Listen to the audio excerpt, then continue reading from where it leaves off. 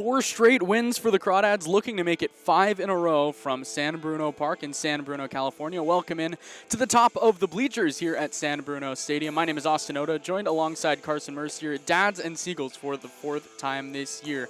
Carson Yasa, Ethan Foley, it should be a good pitching matchup. The Crawdads have won 4 straight in league play, 5 straight overall, and for the first time all year, sit atop the CCL North.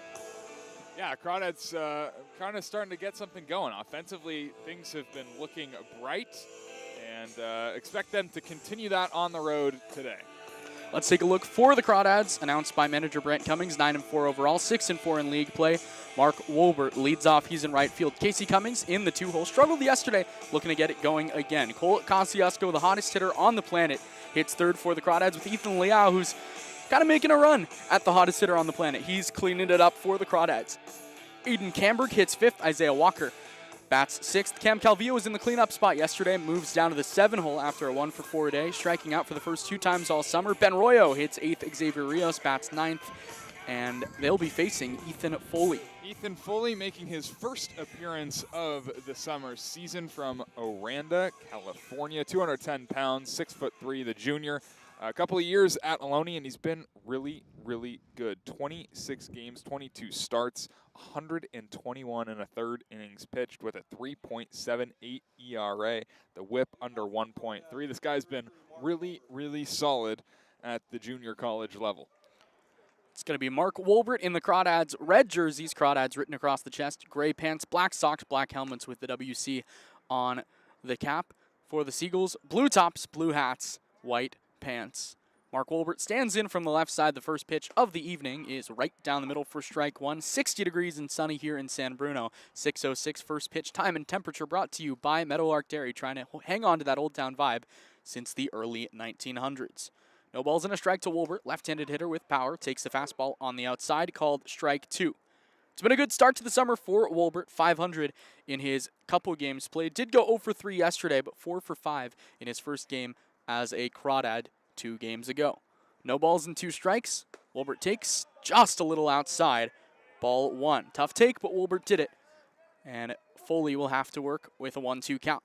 Works from the windup. Big right-handed pitcher. Good build. Kicks with the 1-2. Wolbert hits it high left side. That'll get foul. Weird dimensions here at San Bruno Park. The fence in left field is very deep and goes uphill. It's about 380 feet to dead left field. Again, going uphill. To right field, it's only about 310, 320 feet. But then center field, 480 to the center field fence, which is the softball field on the opposing side. The 1-2. Wolbert grounds it right to first. Pranav Sundar is there, and he jogs to the first base bag to beat Wolbert by 2 steps. 1 out in the inning. Let's take a look at the defense behind Ethan Foley. In the outfield from left to right, Andrew Tinsley, Isaiah Landry, Logan Hart. The corners of the infield, Matt Moreno, Nav Sundar, who you just saw make that play at first base, with James Bowes at short, Josh Hansen at second, Liam Forsyth behind the plate. That'll bring up Casey Cummings, 212, a home run, 6 batted in. Crawdads center fielder. First pitch, fastball swung on and missed on the inside part of the zone. 0-1. Foley holds his hands just above the belt. Left foot slightly in front of the right. 0-1. On the outside corner, called strike 2. So Casey behind 0-2. Kind of closed off stance. Right toe stands in the back right corner of the batter's box. Hands held over his right shoulder. 0-2. Line drive up the middle. That's a base knock into center field right over the second base bag. And the Crawdads have a 1-out base runner. Yeah, look at Casey Cummings right there in an 0-2 hole. Able to just shoot one right back up the middle. And good piece of 2-strike hitting there for the Crawdad center fielder. That'll bring up Cole Kosciuszko. Crawdad's first baseman, 333, 2 home runs, 17 batted in, leads the CCL in doubles, in RBI, in home runs, and stolen bases. He is having a summer and a half. Runner on first is Cummings. He does not take off on the first pitch as Kosciuszko fouls it off to the left. 0-1. The camera angle you see on the third base side of the field, pointing pretty much directly to first base, that's exactly our angle. So you won't see anything of third base. You kind of just have to guess. And we'll guide you along the way as well. As Cummings extends his lead slightly off first, Sundar holds him tight to the bag. Foley from the stretch throws over to first. It's low, and Sundar unable to hold it. Wouldn't have mattered anyway. No balls and a strike to Kosciuszko, who nearly hit for the cycle here just about a week and a half ago. Went 3 for 5, doubled, tripled, homered. Kind of flared one to left center field in his last at-bat that just couldn't get down. Cummings is starting to stop from first as Kosciuszko fouls it back, 0-2. So we're really not sure what we're going to be able to see from Ethan Foley today. He's a guy that threw a lot of innings at Ohlone the last 2 seasons, but has been really, really good. A guy that's probably faced Casey Cummings a handful of times. Cummings played last season at Chabot. That Foley's freshman year at Ohlone. Nods off his catcher Forsyth. Now looks over to first, comes set, just above the belt. The 0-2. Kosciuszko hammers it to the right side off one of the light poles. Really liking the swings that we've seen from Kosciuszko. It's got some aggression. He's just missed a couple, fouled him straight back into the net. That one, bat head too far out in front. See if he can sit back, drive one the other way. First time seeing Foley from the stretch in this one. No score here in the top half of the first from San Bruno Park. 0-2. Kosciuszko stays alive, taps it foul. We'll do it again. Mark Wolbert worked a 4-pitch at bat, grounded out to first base. Casey Cummings fell into an 0-2 hole, but singled up the middle. Now Cole Kosciuszko fighting with 2 strikes, as he tends to do. Talked about it yesterday. Has a little bit of swing and miss in his game, but the approach kind of completely changes on 2 strikes. See what he can do here in an 0-2 hole. Foley searching for strikeout number 1. Cummings off first. The 0-2. Kosciuszko strikes out swinging.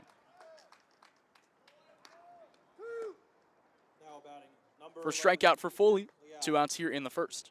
Just a power fastball right by him, down and in. And Kosciuszko maybe sitting something else, couldn't quite catch up. And out number 2 in the first inning. Some arms throwing in the Crawdads bullpen, likely just to stay loose. It looks like Chase Dabbs is up. The starter for the Crawdads is Carson Yasa. Here's Ethan Liao. Stands in the back of the batter's box. Cummings goes from first. First pitch, Liao lines it left center field, dropping quickly, and it'll drop in front of the center fielder Landry. Cummings goes first to third. They're going to hold him right there as the throw goes into the second baseman Hansen. It's a 2-out knock for Ethan Liao. Stay hot, as he is now nearing 400, up to 378 coming into the game, leading the CCL in hitting. Yeah, and increases his 5-game hitting streak to a 6-game hitting streak. How about that? First to third action for Casey Cummings and a chance for Aiden Camberg to do some damage. Camberg has been really good to start his summer. 4 for his first 10, a home run, 4 runs batted in. Got a pair of doubles as well. Left-handed hitter, crouched over stance. First pitch, just a little off the inside with a breaker, 1-0. Camberg in his last at-bat against the Seagulls hit a walk-off homer. Crawdads down 6-5 in that one. Camberg, nearly a 400-foot home run to right center field. He's ahead in the count, 0-1. Liao off first, does not go as Camberg takes the fastball at the knees, called strike 1.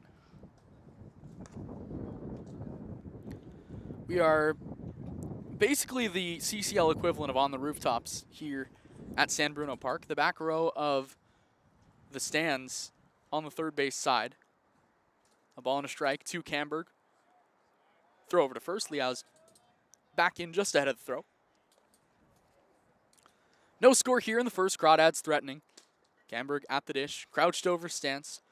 Holds his hands flat on his shoulder. The bat kind of parallel to the ground. 1-1. Camberg takes a changeup on the outside corner, called strike 2. It's a nice pitch right there. Dotted up, low and away. Camberg, even if he gets a swing off on that one, it's probably going to be a ground ball to the right side. Pitcher's pitch to leverage the count in his favor. A ball and 2 strikes with 2 outs here in the first. Liao creeping off first, but he stays there. Camberg watches just a little outside with a fastball, 2-2. Good take. Tough for us to tell in and out, but from where Liam Forsyth, the catcher, was set up, it did look to be a little bit outside. So Camberg gets to get another chance.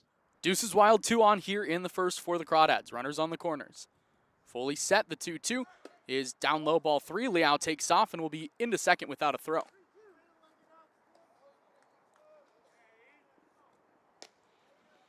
Three balls, 2 strikes, 2 outs now. Runners on second and third for the Crawdads. A single would likely make it a 2-0 lead. Camberg from the left side. Foley, the righty.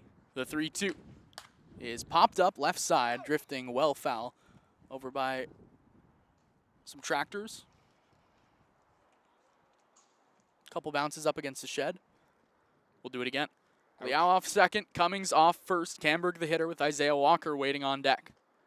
Foley a long look into his catcher Forsyth. Now they're in agreement. From just above the belt, the full count pitch. Called strike 3. A late call, but strike 3 on the outside. Camberg didn't think so, but Foley strikes out a pair in the first. We'll head to the bottom half. 0-0 here on the Crawdads Streaming Network.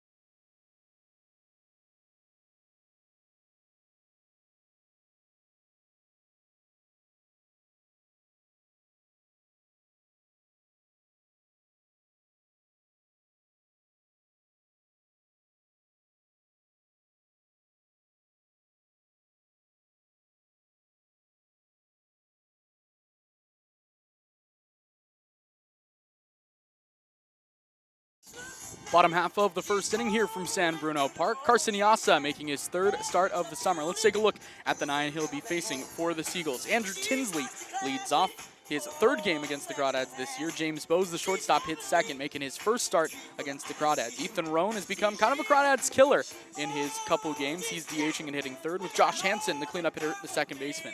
Nav Sundar hits fifth. Logan Hart hits sixth. Matt Moreno, Liam Forsyth, Isaiah Landry round out the lineup against Carson Yasa.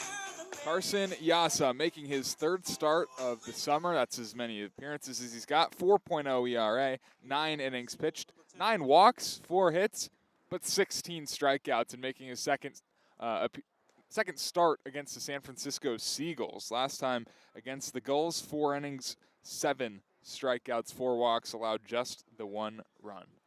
Carson Yasa, 6'7" righty from the University of Nebraska, has been electric to start his summer. Fastball touches 98. He's got a 4-pitch mix. He has been phenomenal. First pitch he throws is fouled back, 0-1. It's Andrew Tinsley, the left fielder, 217, no home runs, an RBI. And it's Carson Yasa Day, which means Emma in the comments is going to be going crazy, I assume. Emma's been awesome all summer long. She got a shout out on the Instagram story today. Shout out Emma. Shout out. I only know her by her Instagram username. I don't know her full name. I think it's Emma Leanne. You're doing better than I am, because I don't know who Emma is, so. Shout out Emma. Shout No balls out Emma. and a strike to Andrew Tinsley. 217, no home runs and RBI, as the home plate umpire got nicked with the foul ball there, so he'll reset, as will Yasa. From the windup, the tall righty with the 0-1. Fastball, a little tight, 1-1. There's probably about a 10-mile-an-hour difference between Yasa and Foley's fastballs, and you can see it. Yasa with the 1-1. Tinsley watches a slider, up and away, 2-1. It's pretty effortless, too, from Yasa. Doesn't really look like he's, moving all that hard or doing all that much, but. A 2-1. It's like a two-seamer, missed a little low. 3-1. He's pumping gas. Straight shed from Yasa. 3 balls and a strike. The pitch from Yasa is down low, ball 4. So that's what he struggled with. Walk number 10 of the summer in just 9 innings. Yeah, it really hasn't come back to bite him, at least not too crazy. That'll bring up James Bowes, the shortstop, his first at-bat of the summer. Bowes with a runner on first, no outs here in the first, no score. Yasa got ahead 0-1 to the leadoff hitter Tinsley and does the same to Bowes as this one's popped foul. Looks like it'll go over to the Crawdads bullpen, and Nikhil Beasley makes the catch. Stay hot over there. It's a nice play. Did a basket style. No balls and a strike to the second place hitter Bowes. Holds his hands over his right shoulder. Back of the batter's box. Yasa looks over to first. Now the 0-1. Misses way up high. Gets to the backstop, but there really is no backstop. So having to stay at first base is Tinsley.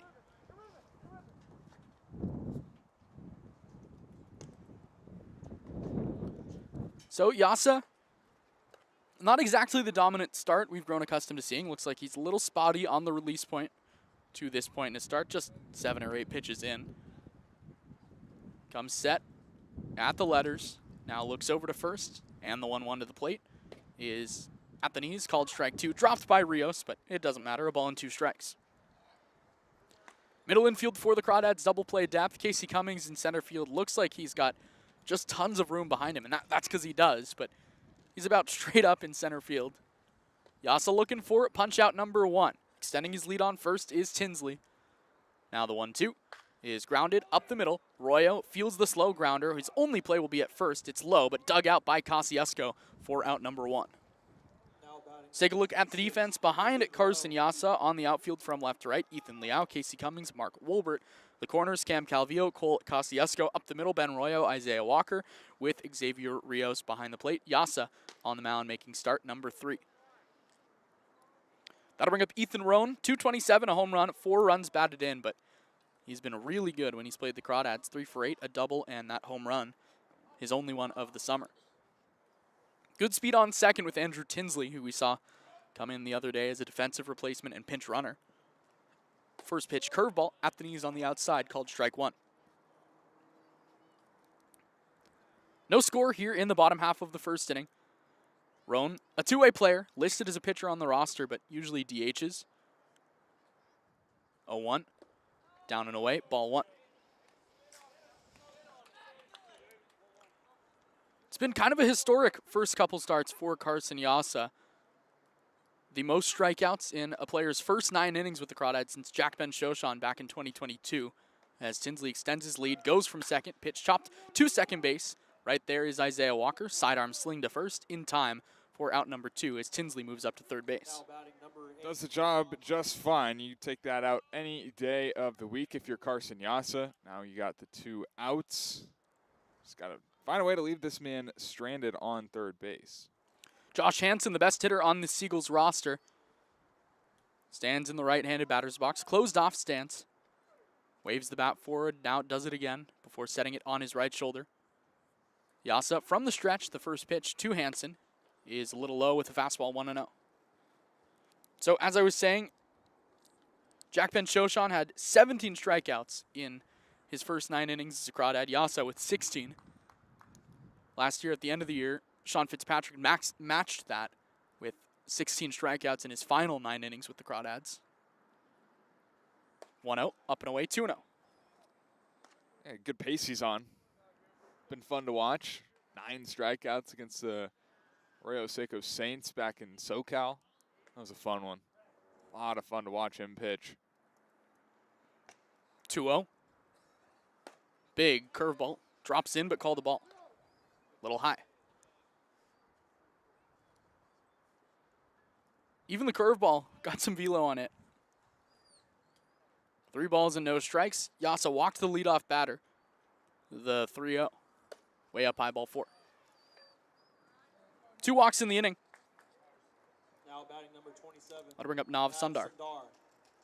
I mean, not what you want to do, of course. You don't never want to walk the first 2 guys in your first inning of work. Just all it does is elevate that pitch count and make it so you can't go as long into the game. Nav Sundar, 318, no home runs, 4 runs batted in. Had 3 knocks against the Crawdads on Sunday. Hansen extends his lead off first. The first pitch to Sundar is high, ball 1. So 5 straight balls for Yasa. Got to get back in the strike zone. Runners on the corners, as the Crawdads had back in the first inning. Still no score. Yasa looks to first. Now the 1-0. Down low, ball 2. Again, the walks have been the biggest issue for Yasa this summer. He hasn't really given up many hits. The balls in play have not really been a factor. The 2-0. Fouled back, 2-1. As The ball gets past the pitcher, Yasa, but it doesn't matter. It's a foul ball. Two balls and a strike to Nav Sundar. On deck, Logan Hart. Andrew Tinsley worked a walk to lead off the inning. James Bowes grounded out, moved Tinsley to second. Then Ethan Rohn grounded out, moved Tinsley to third. Then a 2-out walk from Josh Hansen. A 2-1 count to Sundar. 2-1. Slider on the outside, called strike 2. Probably not where you wanted it located. Curveball top of the zone. But strike is a strike. Now in a put-away count, just got to finish him. Don't think that Yasa really wants to go to another 3-ball count here. The 2-2. Outside. Ball 3. Yeah, just struggling with the command. The velo's still been pretty good, 92 to 95 so far. Shout out Ryan Delaney, flashing the numbers back towards the dugout. 3 balls, 2 strikes, 2 outs. Runner will be off from first base. The full count pitch is right there, but called ball 4. Tried to catch the front door with a curveball. Thought he did. Didn't get the call. 3 walks in the inning. Yeah, just a little unfortunate. Hasn't really had command of the fastball at all. So trying to go to the slider in the 3-2, throw someone off. And he might have, but just missed a little bit up above the zone. That'll be ball 4, 3 walks in the inning. Bases are loaded. Got to find a way to get out of this. Logan Hart, left-handed hitter. Bases loaded, 2 outs. First pitch goes to the backstop again, but it goes right back to Rios. Ball 1. You know, it's cold. There's that, and that is definitely an adjustment that you have to make. You talk about, pitching in the heat. It can be a little more difficult. Now Brant Cummings is going to head out to the mound. Don't usually see him out this early. Yeah, it usually takes him a while to get out there. But as I was saying, I mean, adjustment to be made for pitching in the heat. Pitching in the cold, it's the same type of thing because, Yasa's probably not used to it. I don't know how cold Nebraska gets in the springtime. Not. And, I mean, both of his starts have been relatively warm. So, I mean, this might be some uncharted territories for him. Trying to learn how your body moves in different temperatures because it is a real thing. And the wind probably not playing too much of a factor, but that's a real thing too. So just got to settle in and find a way to keep finding the strike zone. A ball and no strikes to Logan Hart, the right fielder, 121, no home runs. Does have 6 driven in this summer. The 1-0.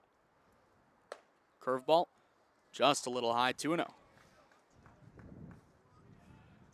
Nothing in the bottom of the first, but the Seagulls threatening with Tinsley on third, Hansen on second, Sundar on first. No hits for the Seagulls, but 3 walks in the inning.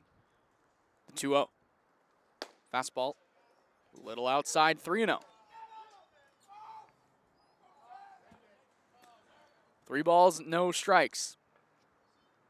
Also trying to strand the bases loaded here in the first. The 3-0. At the knees, called strike 1. Pretty perfect 3-0 pitch right there. You don't want to give him a cookie, but you also can't walk him. Don't want to walk on a run. Perfectly spotted up at the knees. 3 balls and 1 strike now. Yas up from the stretch. 3-1. Backdoor curveball, called strike 2. Yeah, he's shown confidence with the curve, confidence with the off speed. Not afraid to go to it in a 3-1 count. Runners will be off. The base is loaded. The 3-2 is fouled back. Had Hart way out in front of a curveball. Was a good pitch. Rios couldn't squeeze it. We'll do it again. 3 balls, 2 strikes, and 2 outs here in the first. Tinsley off third, Hansen off second, Sundar off first. Hart, the left-handed hitter. Yasa, a high set. Ready. The 3-2 is swung on and missed. Yasa walks 3, but tight ropes out of it in the first inning as the Seagulls go scoreless. We'll head to the top half of the second inning. Still no score.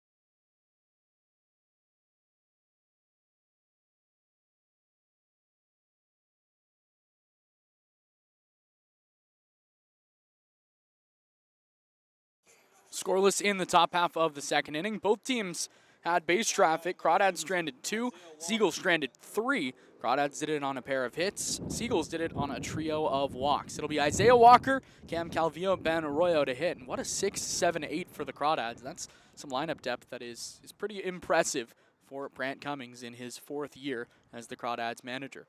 First pitch to Isaiah Walker is at the knees on the outside, as Ethan Foley gets ahead 0-1, just like he did to just about everyone in the first inning.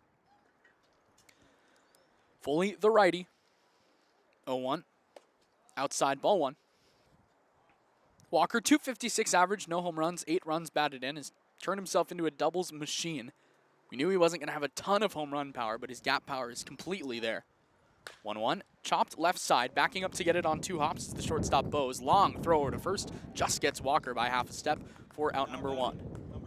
I'm pretty impressed with what I've seen so far from Ethan Foley. It's strike after strike after strike. Might not blow you away a whole ton, but got a pretty solid pitch mix. You have command of 2, even 3 pitches, like I think Foley does. A dangerous guy on the mound. Big smile on his face as he faces Cam Calvillo. Couple of lonely guys. First pitch is lined to left field. That's going to be a base knock down the left field lines. He tucks it into the corner. Over to get it in left is Tinsley. Calvillo digging for second. He is going to be in there safely. It's a 1-out double for Cam Calvillo. Shines a smile back to the mound off his former Ohlone teammate. And the Dads have a runner on second here in the second. Yeah, I love to see that right there. Cam's such a great guy, and it just shows through how much fun he has off a former teammate. Able to hook one, keep it fair, find himself on second base, still smiling and still having words for Ethan Foley. That'll bring up Ben Arroyo. Right-handed hitter with power. Stands in the back of the batter's box with Calvillo on second. Crawdads looking for their first run to go on top 1-0. First pitch. Arroyo takes at the top of the strike zone with the fastball, 0-1. Pretty chilly here at the top of the stands in San Bruno. With 60 degrees at first pitch, it's dropping and dropping and dropping. There are lights. They're not super high, not super bright, and not on yet, of course. As the 0-1, Arroyo takes a slider, called strike 2. I thought the Bay Area was warm. Not this part of the Bay. No, this is brutal for me. San Bruno to San Francisco, you're just getting cold and cold and cold, and I love it. Foley ready with the 0-2. It is grounded through the left side. That's a base knock for Ben Arroyo. Waving around third is Calvillo. He will score. It's a knock for Ben Arroyo. It's 1-0 Crawdads. He needed that 0-2 slider, kind of just stick the hands out and muscle that one through. Still had some good exit velo and able to punch it through the left side. Give him an RBI and a smile on his face because it'd been a tough stretch. 1-0 Crawdads here in the second off a Cam Calvillo double and an a Ben Arroyo single, both off Ethan Foley. Here's Xavier Rios. Crawdads catcher. First pitch to him. Swing and a miss. Looks like some cut at a pitch at the bottom of the zone. 0-1. No balls and a strike. Rios. 160 average. No home runs. 3 runs batted in. Really the big number there is 12 strikeouts to no walks. Got to get it going. 0-1. Swing and a miss on a ball that kind of dunked in past home plate, 0-2. Crawdads 1, Seagulls 0 here in the second. As Arroyo takes his lead off first, Sundar holds him on. Foley, the righty, shakes off his catcher Forsythe, now comes set just above the belt. 0-2. Skips in, is blocked by Forsythe, kind of pops it up off the inside thigh of Rios, but staying at first is Arroyo. It's a great block behind the dish right there by Forsythe. I will always say that blocks need to be a stat. Agreed. So there has to be a way to give them credit for that because that's tough to do. That bounced in front of home plate. The 1-2. Ground ball to the left side. The shortstop, Bose, cuts it off, throws to first just in time. No! Pulled Sundar off the bag as Rios will beat it out. There's going to be an argument from Dominic Sebastiani, the head coach of the Seagulls. But the Crawdads bench was pretty adamant that Sundar pulled his foot off the bag. Very impressed, by the way, by James Bose. He's made a couple nice plays over at short. Yeah, that was a good play. Deep in the hole, long throw across. just a little bit, offline towards home plate. Umpires are going to meet together, but I'll say this. I don't think I've ever seen a call overturned when the umpires meet in the CCL. So No. I don't really know where this is going. I think it should be an infield single for Xavier Rios. But, hey, we'll see. That's Never why know. you hustle, right? Hard 90s every time. Yeah. It's the time for a look-see. I don't have it up. You don't have it up. You want to maybe pull it up at some point? I think we've got a couple minutes. Are you ready for me to at least start the read? No. Okay. Not even close. Well, Xavier Rios looking for a hit. You know, there's no faster player than someone who's smelling a base knock, especially a slumping player that's smelling a base knock. And for Ben Royo and Xavier Rios to get hits in the inning would be big. This look around the CCL is brought to you by American Stage Tours. Small enough to care, large enough to compete. Give it to me. Just 2 other games going on right now. Top of the 7th at Eddie Matthews Field in Santa Barbara. Santa Barbara Foresters and the Conejo Oaks 1-0 top of the 7th there. Bottom of the 1st at the Academy, and no score there. Only other game is this one you're listening to. So the call safe at first. We're going to call it an infield knock for Xavier Rios. And here is Mark Wolbert. Hit one hard his first time, but it was right at the first baseman, Sundar. 2 on for the Crawdads here in the second. 1-0 they lead. First pitch, fastball at the knees on the outside, called strike 1. Wolbert from UC Davis had a tremendous freshman year 3 springs ago. Struggled as a sophomore, struggled as a junior, but started to pick it up at the end of this season. Holds his hands kind of straight in front of the last letter in the Crawdads jersey. 0-1, fouled into the glove of Forsyth on a fastball, 0-2. Royo on second, Rios on first. Wolbert, good power from the left side at the dish. Kind of has the makings of a 5-tool player for the Crawdads. 0-2. Outside ball 1. Good spot with the fastball. Looked like it had some arm side run. Yeah, 1-2. Forsyth loved it. Flashed that glove back towards the mound. Popped up out of that crouch early. Probably well off the plate, but nice spot. Foley looks to second where Royo is being held on. The 1-2 is down low. Good stop by Forsyth. He's having a day. Looks like he's got the captain, not archetype. What am I trying to say? Kind of archetype. Like, I get what you're saying. Captain. Like, he Trying to help his pitcher through Yeah. this inning, try and get him out of it. Only giving up the 1 run. A lot of work behind home plate. Foley a long wait. Now the 2-2 is lined to the left side, but it'll slice foul off past the left field chalk. We will do it again. And not only on balls in dirt, but he likes the pitch. He makes sure that Ethan Foley knows. Try and build that confidence. Wolbert taps both sides of home plate, grips the top of his helmet, now ready, as is the pitcher Foley. Looks back to second, now back to the plate, now to second again, back to the plate again, and the 2-2. Wolbert out in front, fouls it off. Fight, fight, fight. Keep it up. Keep fouling off the tough pitches because these are good pitches out of the hand of Ethan Foley right on the corners. And Mark Wolbert, professional hitter. I think Ethan Foley is up there with the more talented pitchers the Crawdads have faced this year, especially on the starting side. Andrew Parker, number 1. This is up there. William Ellis, who the Crawdads saw on Sunday against these Seagulls, was really good. Foley, below set, the 2-2 again. Backdoor slider, just a little away. Forsyth wanted it, didn't get the call. 3-2. Wow, that was a pretty nice spot, but an even better take from Mark Wolbert. Chance to stay alive. See if Royo and Rios are running from second and first, respectively. 1 down here in the inning. The 3-2 to the plate. Runners do not go. Wolbert fouls it back. Got a good pitch to hit. Got a good piece of wood on it. Yeah, that's how you know guys are right on time, is when they're fouling it straight back. And Wolbert's kind of just been fouling it straight back this whole at-bat, just right underneath it. 1-0 Crawdads lead after the Ben Royo single. He's on second base after Xavier Rios had an infield knock. Still 1 out here in the second. Foley a long wait. Looks back to second. The 3-2 one more time is fouled off. Good at bat by Wolbert. We'll do it again. Love a good duel. And that's what we're getting. This is good baseball. This is the aspect of Wolbert's game that he really improved on since his freshman year. Was up over 30%. Strikeout rate as a freshman, down under 15 this last year. Looks back to second, does Foley. Now the 3-2 is lined to the left center field gap. Sprinting over is Tinsley. He will make the catch. Chest high for out number 2. Throw back to second goes wide of the bag. Foley's there to back it up. Wolbert smashed it, but it was right at the left fielder. Yeah, it's a good swing. Just a pretty left-handed swing. You'd love to see it going the opposite way, just right at Tinsley in left field. Throw could have been pretty close with Royo scampering pretty far off the second base bag, but luckily offline, and it'll give Casey Cummings a chance. Cummings singled back in the first inning, then was stranded on third as Aiden Camberg struck out looking to end the inning. Here, runners on first and second, 2 down. First pitch. Cummings watches a front door slider. Called a little bit high, 1-0.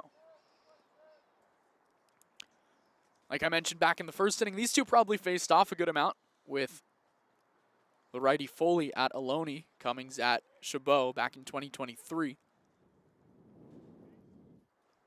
The 1-0. Cummings pops it right side, drifting foul. Hart, the right fielder, giving it a chase. He will lunge down and cannot make the catch as it one-hops him in foul territory. Strike 1. That is, I mean, there's not a lot of foul ground over. I mean, there is a lot of foul ground down the first base line, but there's pavement and then a little creek, a trash can, and then a street. It's dangerous over there. I mean, it feels like street ball, right? Yeah. That's kind of what this feels like. It feels like backyard baseball. Yeah, I was about to say backyard baseball. This is it. It's kind of fun. Yeah, awesome, love it. 2 on for the Crawdads. The 1-1. Cummings grounds it up the middle. Foley knocks it down, picks it up, will run a couple steps, and then toss underhand to first base to retire the side. Gives a look over to Cam Calvillo in the Crawdads dugout and a smile as well. Crawdads lead at 1-0 through an inning and a half, led to the bottom of the second here on the Crawdads Streaming Network.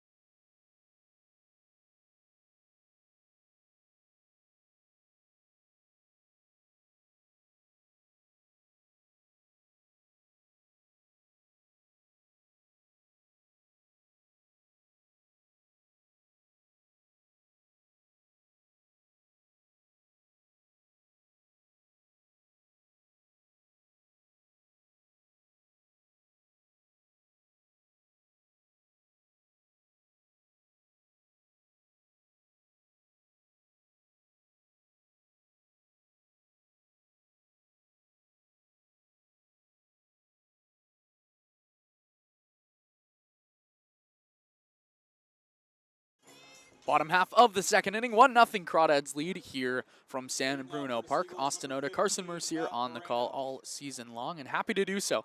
Matt Moreno leads off. Liam Forsyth, Isaiah Landry, a pair of guys who haven't had licks this whole summer, and then they sandwich Liam Forsyth, the catcher. Here is Matt Moreno, third baseman, first at bat of the summer. First pitch he sees this summer is maybe a little high, maybe a little out, 1-0. I guess. Pretty good pitch. Of course, again, you see the angle we're looking from. It's kind of hard to tell east-west. Here's a fastball right down the middle, 1-1. Matthew Moreno, couldn't tell you when the last time he saw a live pitch, but I can almost assure you it wasn't 97 right down the middle. Yeah, so that's what he throws. 1-1. Slider up high, 2-1. It's got to be scary. Yeah. Not seeing a live pitch and who knows how long, and then boom, 95. Right. 2-1, boom, 95. A little low, 3-1. Especially, it's different too with a guy like Yasa because he's 6'7", got a crazy wingspan, and not sure what the extension is or 3-1, fouled off, 3-2. you know where he's releasing it from in terms of how far from the mound, how close to home plate, but got to imagine pretty good extension. And I mean, it essentially going from 53 feet with where he's releasing it. He makes the field look small. Yeah. 3 balls and 2 strikes to Matthew Moreno, third baseman.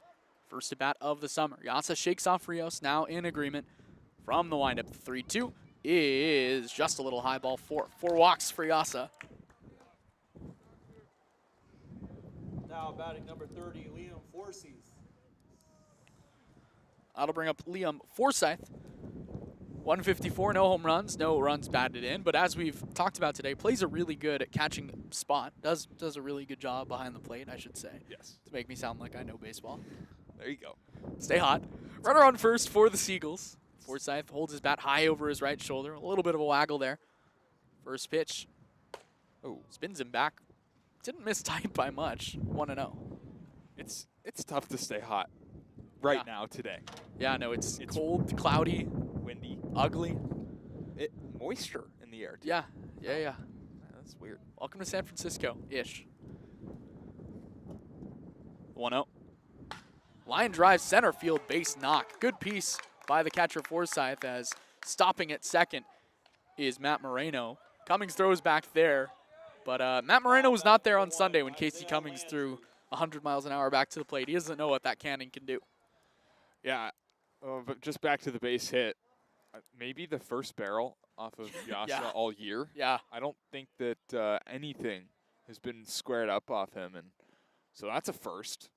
And Casey almost got Moreno taking too big of a turn around second base. Good heads-up awareness because it looked like he was going to come up throwing to third. Here's Isaiah Landry, center fielder in his first at-bat of the summer. Spent this last year at Alabama State. First pitch fastball at the knees called strike 1.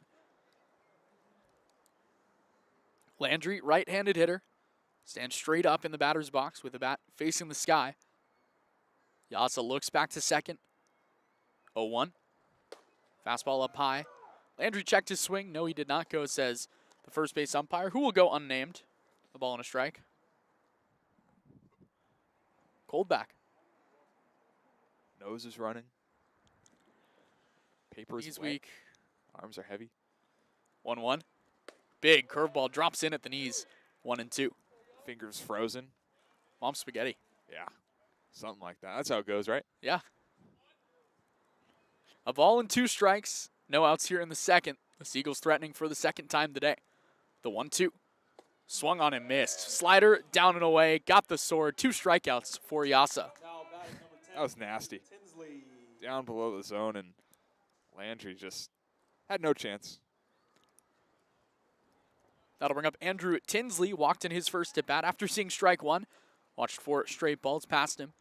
Runners on first and second. Moreno on second after the walk. Forsyth singled him to second. Yasa from a high stretch. Fakes a throw back to second, but back in without a throw is Moreno. Tinsley kind of twists the back leg.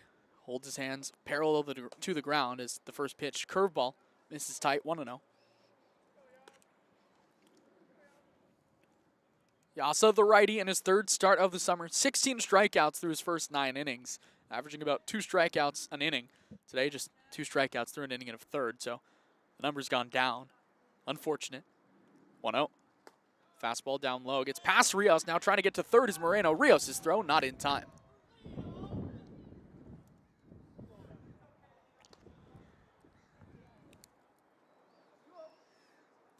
Passed ball, wild pitch. Yeah, I think pass ball. 2 balls and no strikes. Calvillo's got a big smile on his face at third base. Yasa looks to first. Now the 2-0. Swing and a miss. Slider and sword and a half. We need to find new synonyms for sword. Oh, wow, that was a crazy swing. That was it.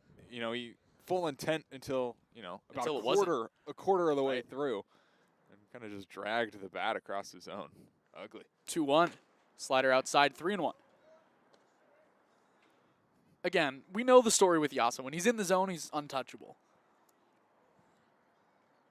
In terms of stuff, probably the best we've seen in 3 years. The 3-1. High ball 4. 5 walks for Yasa. Just has yet to find the release point of really consistently of any pitch. Been missing up and in arm side, down and away with the slider. It's been tough going for Yasa, but a chance to bear down. Still got the lead, and a ground ball still potentially gets you out of the inning. James Bose hit a ground ball in his last at-bat. Nods his head, stands in the back of the batter's box with a straight up stance. First pitch, fastball on the outside, strike 1. Middle infield double play depth, the corner's in. Kosciuszko, the first baseman, about 3 steps in past the cut of the grass. He is fearless over at first. 0-1, curveball fly to the right side, foul, 0-2. Yeah, that's something we learned in batting practice today. Crawdads taking PP, he was taking grounders at first base. He would field one and just turn his back towards home plate as the pitch was being thrown towards home plate. It was pretty bizarre. 0-2. Up high with the fastball, 1-2. Yeah, it's zero fear in that man. Love it. Why would you fear when you're hitting 300 and hitting homers? Yeah. Why? 1-2. High ball 2. Fastball spun him back, 2-2. It's been the miss. Up and into righties. It's got to find a way to fight your body and find the strike zone. Yasa ready, and the 2-2 is right on the outside. Called strike 3 with a slider. 3 strikeouts for Carson Yasa, a big out number 2 here in the second. Yeah, that's a good one. That's the money one. He doesn't have to be too fine with it, because, I mean, it's a lot of weak contact when there is contact, and a lot of takes otherwise. Ethan Roan grounded out to Isaiah Walker at second base back in his first at-bat. Spits on a slider down low, 1-0. Something I've learned is when hitters sometimes see really, really nasty stuff down below the zone, curveball sliders, they take because they're not ready for it. 1-0. Fouled off to the right. And a lot of times good hitters chase because they're anticipating fastball and the stuff is good. And you get the swing and misses there. Maybe the Seagulls ready, maybe not. A ball and a strike with the bases loaded. 1-0 Crawdads here in the second. Yasa from the stretch. Big curveball on the outside, strike 2. Now starting to find it a bit. That's a good one. That's all he needs to do. Not a lot of swings on that slider when it's been in the zone. Bases loaded. Moreno on third, Forsyth on second, Tinsley on first. Yasa with the 1-2. It is lined softly right side. Walker going back, reaches out, can't make the catch. Wolbert up with it and right. Here comes his throw to the plate. Kosciuszko cuts it off, and 2 runs will score.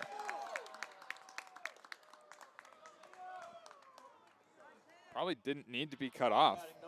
Looked like a pretty good throw from Wolbert and right. I don't know, maybe some miscommunication between Rios and Kosciuszko. Either way, doesn't matter. 2 runs will score. I completely agree with you. I think that play did not need to be cut off. Alas, here we are. 2-1 Seagulls lead. It's been pretty competitive in all 3 games between these 2 teams. As here's Josh Hansen, who walked in his first at-bat, takes a get-me-over curveball that does just that. 0-1. Crawdads have, over their 3 games against this squad, a plus 6 run differential. As the 0-1 is in the same spot, 0-2. But Roan's been the difference maker. Now 4 for 10, a double, a homer. Now 4 runs batted in. 0-2. Tapped left side, Calvillo goes down to get it, has to pick it up, throws sidearm to first, and retires the side. 2 runs come home for the Seagulls. They lead 2-1 after 2. We'll head to the top of the third, where the Crawdads will look to answer back here on the Walnut Creek Crawdads streaming network.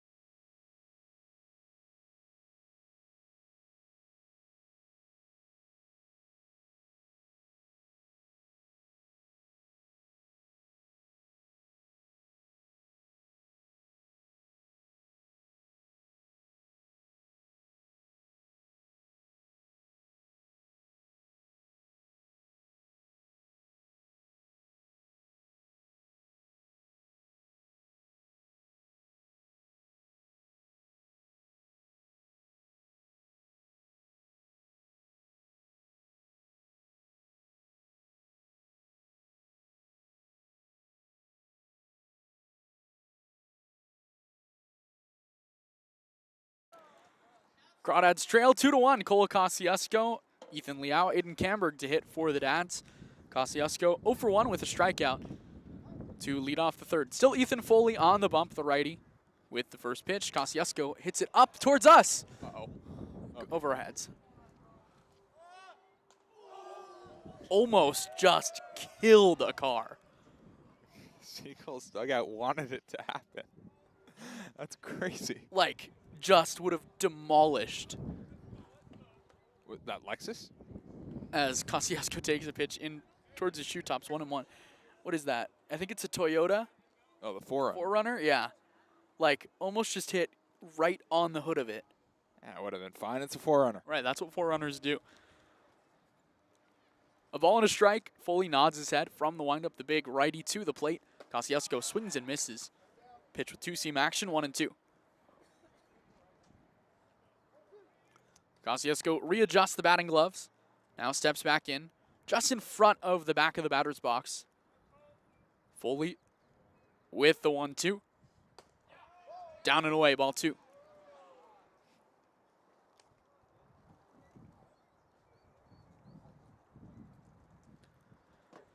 Two balls, 2 strikes.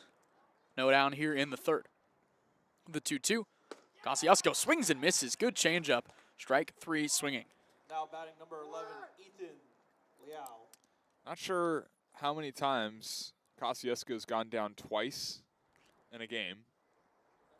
But pretty good pitch there from Foley down below the zone. Looked like the changeup and away from the barrel. Here's Ethan Liao. Singled back in his first at-bat, stole second base. First pitch, fouled off to the right, 0-1. Liao, you know, for all the talk we've given about Cole Kosciuszko and Cam Calvillo and all these guys being on fire, Ethan Liao is really starting to put it together. And he was always, you know, the hits were always coming, and now it's hard hit balls as the 0-1.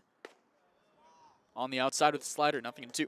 Yeah, there were, I don't want to say bloop hits, but you know, he's scattering hits around, whereas other guys have kind of had 3 or 4 in a game, and then I think it was the 4-hit game for Liao not too long ago.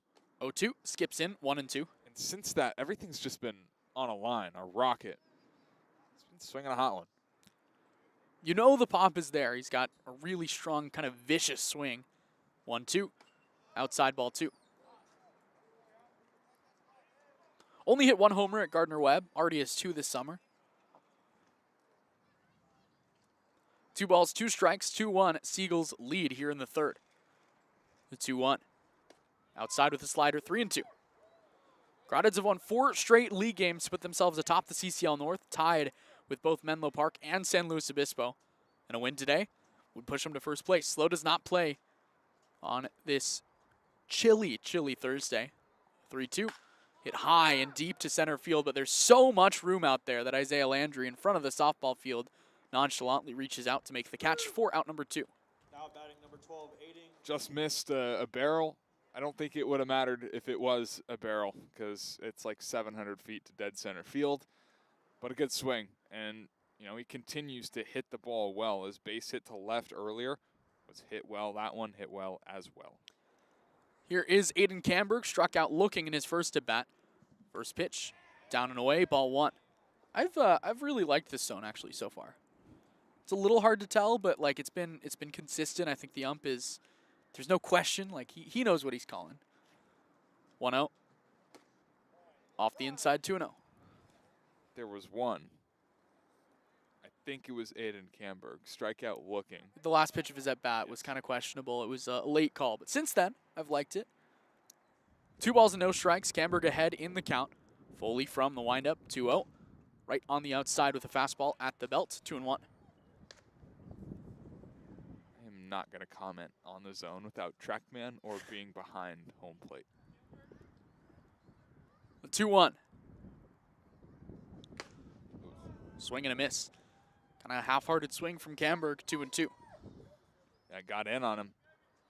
Camberg was fooled, sitting something else, maybe the changeup. Let's see what he gets here in a 2-strike count. The 2-ball, 2-strike pitch is down low. Gets past the catcher Forsyth. Doesn't matter, 3-2. Crawdads have not really trailed a lot in this winning streak. Really the only game they trailed in was the walk-off on Sunday against the Seagulls.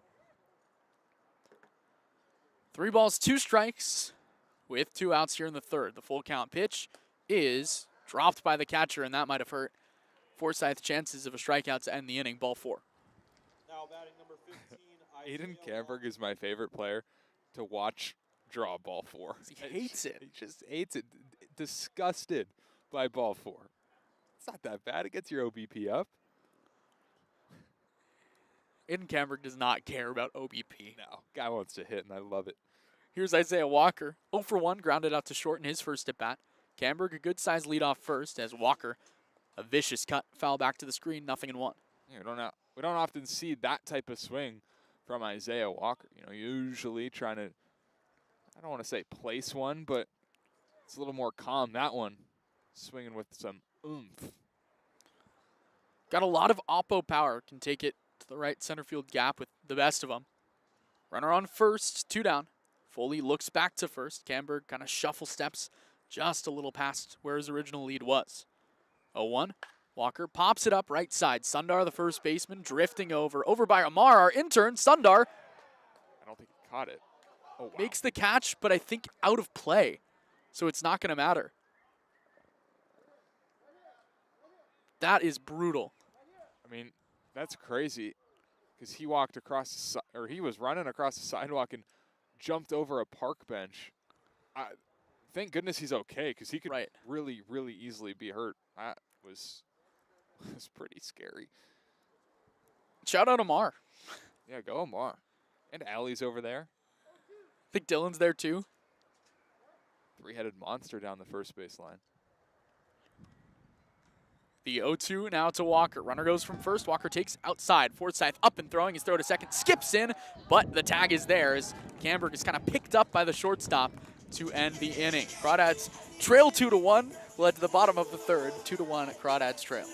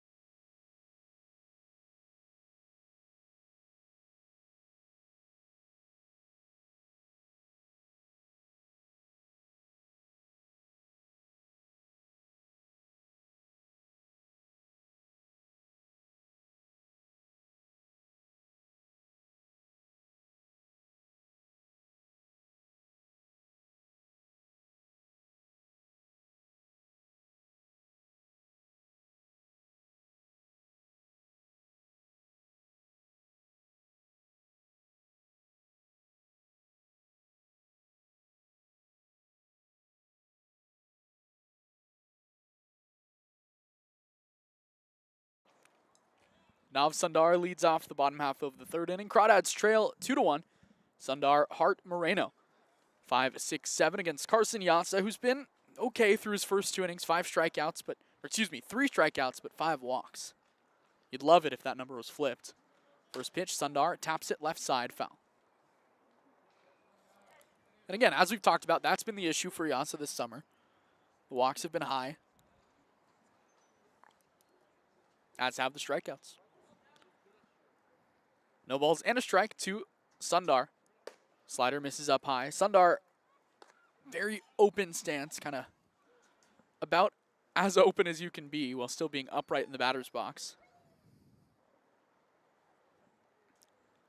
1-1. High with the fastball, 2-1. Sundar walked back in the first inning. That was the 3rd walk for Yasa. Dog is crying. Dog. 2-1. Big curveball breaks in at the knees, 2-2. Dog doesn't like Carson Yasa walks. No, Dog doesn't like the cold. It's too cold for the Dog. The 2-2. High tapper out in front of the plate. Rios is there to get it, and he will throw over to first. for out number 1. Rios and Sundar almost like hugged at home plate as Rios went to get the ball. That one bounced off of home plate and kind of just spun into fair ground. Nice job by Rios holding his ground. I'm not sure what the ruling is on that because I think the defensive player has a right to the ball. Yeah. But the home plate umpire had some words for Xavier Rios, so I'm not sure. Here's Logan Hart, struck out back in the first inning as Yasa battled back from 3-0 in that one. For his second at bat, watches the first pitch. Did he go? No, says the third base umpire. Ball missed up high, 1-0. Some stretching in the Crawdads bullpen. I think the Crawdads relievers just trying to stay loose. 1-0. At the knees on the inside, 1-1. Again, it's cold. Really. Without the breeze, it's not that bad, but when the wind kind of starts to pick up, 1-1 curveball down low, 2-1. It gets a little miserable. Yeah. I won't lie. This is kind of my favorite weather to do anything in, as the 2-1 is hit high on the infield left side. Calvillo, the third baseman, Royo, the shortstop, gives away to Calvillo, who lunges to his left to make the catch for out number 2. For the Seagulls, number 15, Matt. Good communication there, left side of the diamond. Calvillo, Royo both wanted it. I have one of the headsets off my left ear, so I could really hear them jarring back and forth, but eventually it was Calvillo. Probably an easier play for him. It's right at him. This might be the most fun Calvillo's had playing this year. He's constantly looking over to the Seagulls dugout as Matt Moreno watches a first pitch curveball at the knees called strike 1. And, I mean, that says a lot because Calvillo has a lot of fun playing this game. But he is constantly talking. D1 baseball player, D1 yapper. 0-1. At the knees called strike 2. No balls and 2 strikes. Yasa well ahead of the count. Don't want him to play with his food. Would love a quick 1-2-3 inning after laboring through the first 2.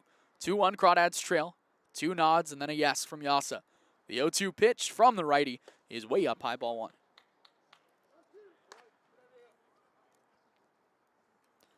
Defense straight up, back of the infield, or excuse me, the middle of the infield is playing back. The corner's about halfway. The 1-2 from Yasa. Skips in. Rios kind of picks at it like a first baseman, but it doesn't matter. 2-2. Some Olay action behind home plate. Yasa rubs up a new ball. Now he's ready. 2 balls and 2 strikes. The pitch is grounded up the middle. Royo over to his left to cut it off behind the second base bag. Shuffle step, throw to first in time, and a 1-2-3 inning for Yasa. Needed it. We'll head to the top half of the fourth. Carson Mercier on play-by-play when we come back.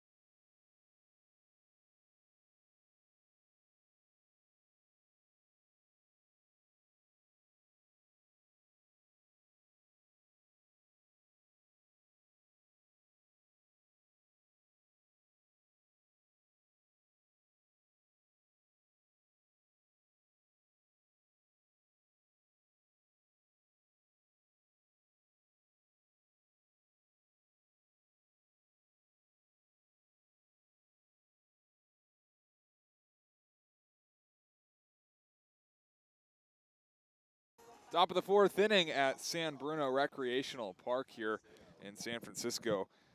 Crawdads going to have Isaiah Walker, Cam Calvillo, Ben Royo coming to the plate. Still Ethan Foley on the mound for his 4th inning of work. He's been really, really good. 3 strikeouts already, just the 1 run given up. That was back in the 2nd inning. Walker was at the plate in the 3rd inning, but Aiden Camberg was caught stealing, trying to swipe second base. First pitch swinging here, and first pitch line drive base hit through the left side. So Isaiah Walker is aboard with nobody out in the 4th. Walker, who we've seen go the other way a lot this summer. All of his doubles, except the one back against the Storm on Sunday, have been to the right side. But here, 2 straight at-bats where he's gone 5-6 hole in both of them. And that's good to see. You like guys getting aggressive and getting out in front of fastballs. 2-1 the score. San Francisco leading over the Walnut Creek Crawdads. Now Cam Calvillo. First pitch to him in the dirt and blocked by Forsythe. A fake throw down to first, but back standing is Walker, and 1-0 the count on Cam Calvillo, who doubled and came around to score the game's the Crawdads' lone run. Doubled on the first pitch off his former teammate Ethan Foley. Righty on righty matchup. Foley comes set, holds his hands to his stomach. 1-0 pitch in the dirt and gets away from Forsythe. Moving up and into scoring position is Isaiah Walker on what should be a passed ball. Definitely. I was actually just about to say how impressed I've been with the catching, not just today, but over the last couple days. I think Ben Seminara for the Legends did a really good job yesterday, and Forsythe has done a really, really good job today. But that one completely on him. He knew it, tapped his chest after, just a curveball that I think he tried to kind of plant into the ground instead of catch straight up. 2-0 on the way. A little bit low and outside to Cam Calvillo, so the count, 3 balls and no strikes on the Crawdad third baseman. Lights are on here at San Bruno Recreational Park.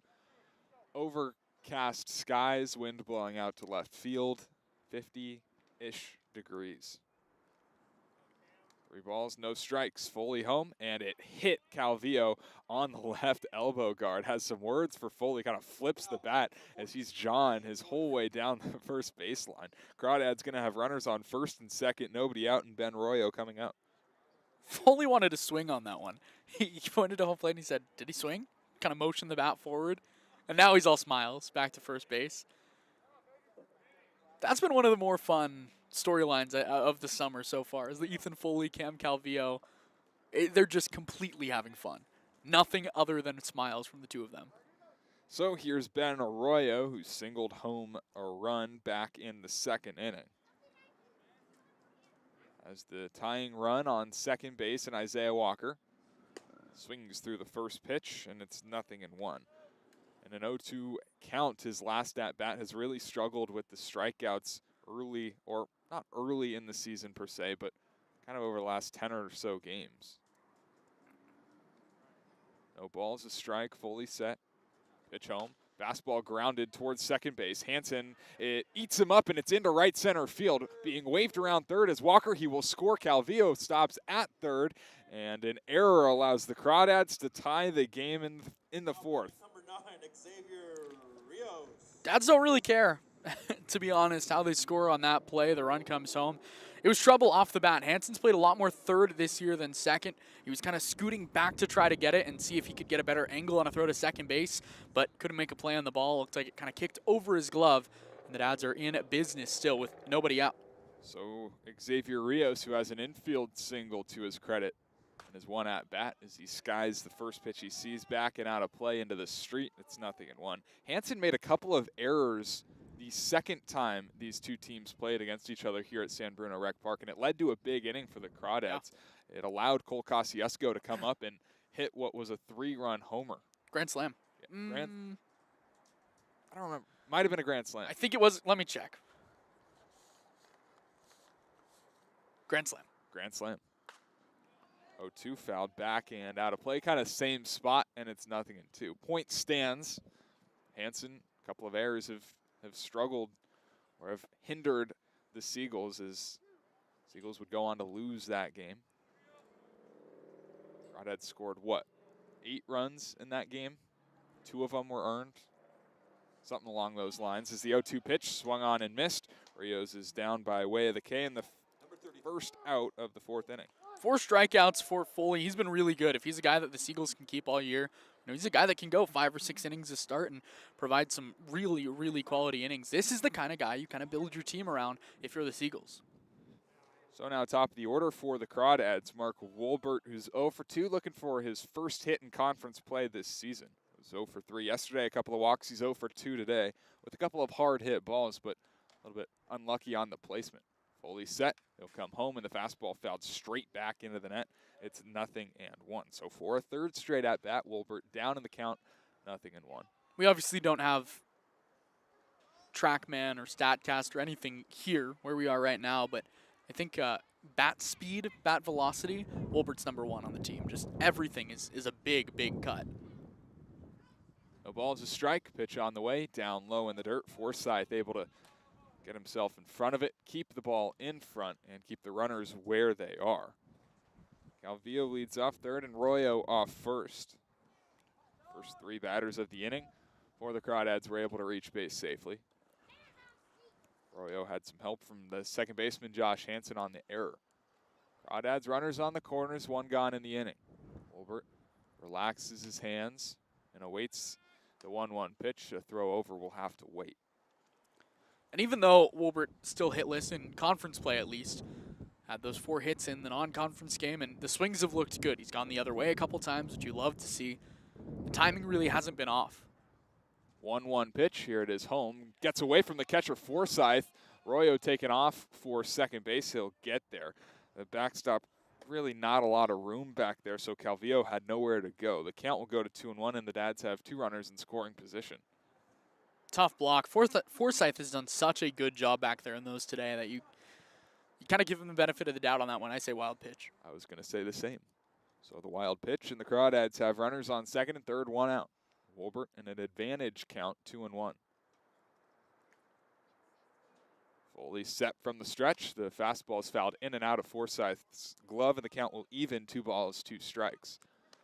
Score tied at 2 between the San Francisco Seagulls and the Walnut Creek Crawdads. 4th of 8 total regular season CCL meetings between these 2 teams. Crawdads 2-1 in the 3 games played thus far. Looking to break things open here in the 4th. 2 balls, 2 strikes, and 2 outs. Foley comes set, holds his hands to his stomach. Stares down Wolbert, and the pitch is a fastball that misses kind of up by the eyes, and the count will run full. Casey Cummings waits on deck. He's 1 for 2. Infield, outfield, straight up. 3 balls, 2 strikes, and 1 out. Foley home. Here's the pitch. Kind of fought off foul into the parking lot. And off the shed. I'm not going to say I want to see a car get hit. Yeah, that's... I don't want to. No, never want to see that. At Caesar Usaka Stadium, it's actually pretty common. Parking lot is just right behind field of play, kind of off to the third baseline as well. 3-2 pitch. Taken for strike 3, a late strike 3 call from the home plate umpire. Wolbert kind of knew it, almost like he was begging for it to be called ball 4. He'll instead head to the dugout. Second strikeout of the inning for Ethan Foley, 5th on the day. He's been really good. He's commanded the strike zone as the game has gone on. Some deeper counts for the Crawdads, but Wolbert looked like the changeup on the outside. Good spot against the lefty. Wolbert couldn't do anything with it. So Casey Cummings now in a big spot. Crawdads looking to take the lead for the first time since the 2nd inning, top half of the 2nd inning. First pitch, slider, swing and a miss. Cummings went chasing. Casey 1 for 2 today, singled in the 1st and grounded back to the mound in the 2nd. No balls, a strike. Fully set. The pitch, another slider, another swing and a miss, and Casey's down 0-2. Crawdads a run home already in this inning, and they still threaten. Runners on 2nd and 3rd. Royo off 2nd, Calvillo off 3rd, both with big walking leads. Foley comes set and just stares at Casey Cummings, who waggles his bat over home plate. Now the 0-2 pitch. Swing, foul tip into the catcher's mitt. Strike 3 swinging. Crawdads go down and leave 2 runners in scoring position. Ethan Foley strikes out the side in the 4th. Seagulls coming up. We're tied at 2 here on the Walnut Creek Crawdads Streaming Network.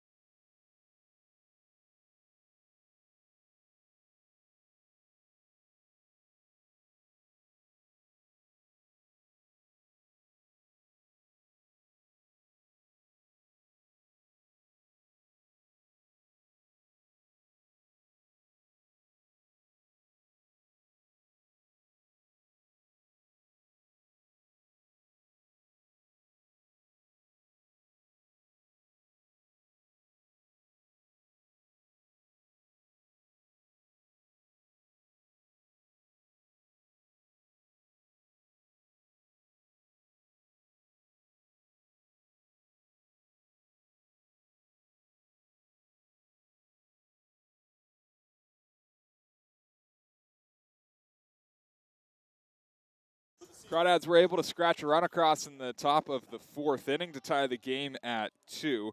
It'll be 8-9 and 1 for the Seagulls in the bottom of the 4th inning. Liam Forsyth, Isaiah Laundrie, and Andrew Tinsley. And Carson Yassa back to work, his 4th inning of work, coming off a 1-2-3 third inning, in which he did not allow a count to go to 3 balls the first time today. As he fires in an off-speed pitch for strike 1 to Liam Forsyth. Has really struggled with the walk today, Carson Yassa has. Already up to 5 in his 3 now plus innings of work. 0-1 pitch to Forsyth is a fastball that misses a little bit below the zone, kind of in and out of the catcher Xavier Rios' glove, and the count will even a ball and a strike. He's kind of got that rubber arm syndrome. Like you don't feel like the high pitch count matters with Carson Yassa.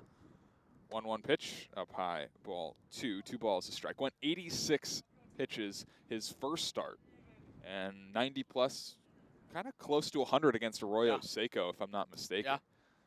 Both times he's wanted to go out for more. 2-1 home. Fastball swing and a miss. Forsyth went chasing top of the zone, and the count evens at 2 balls, 2 strikes.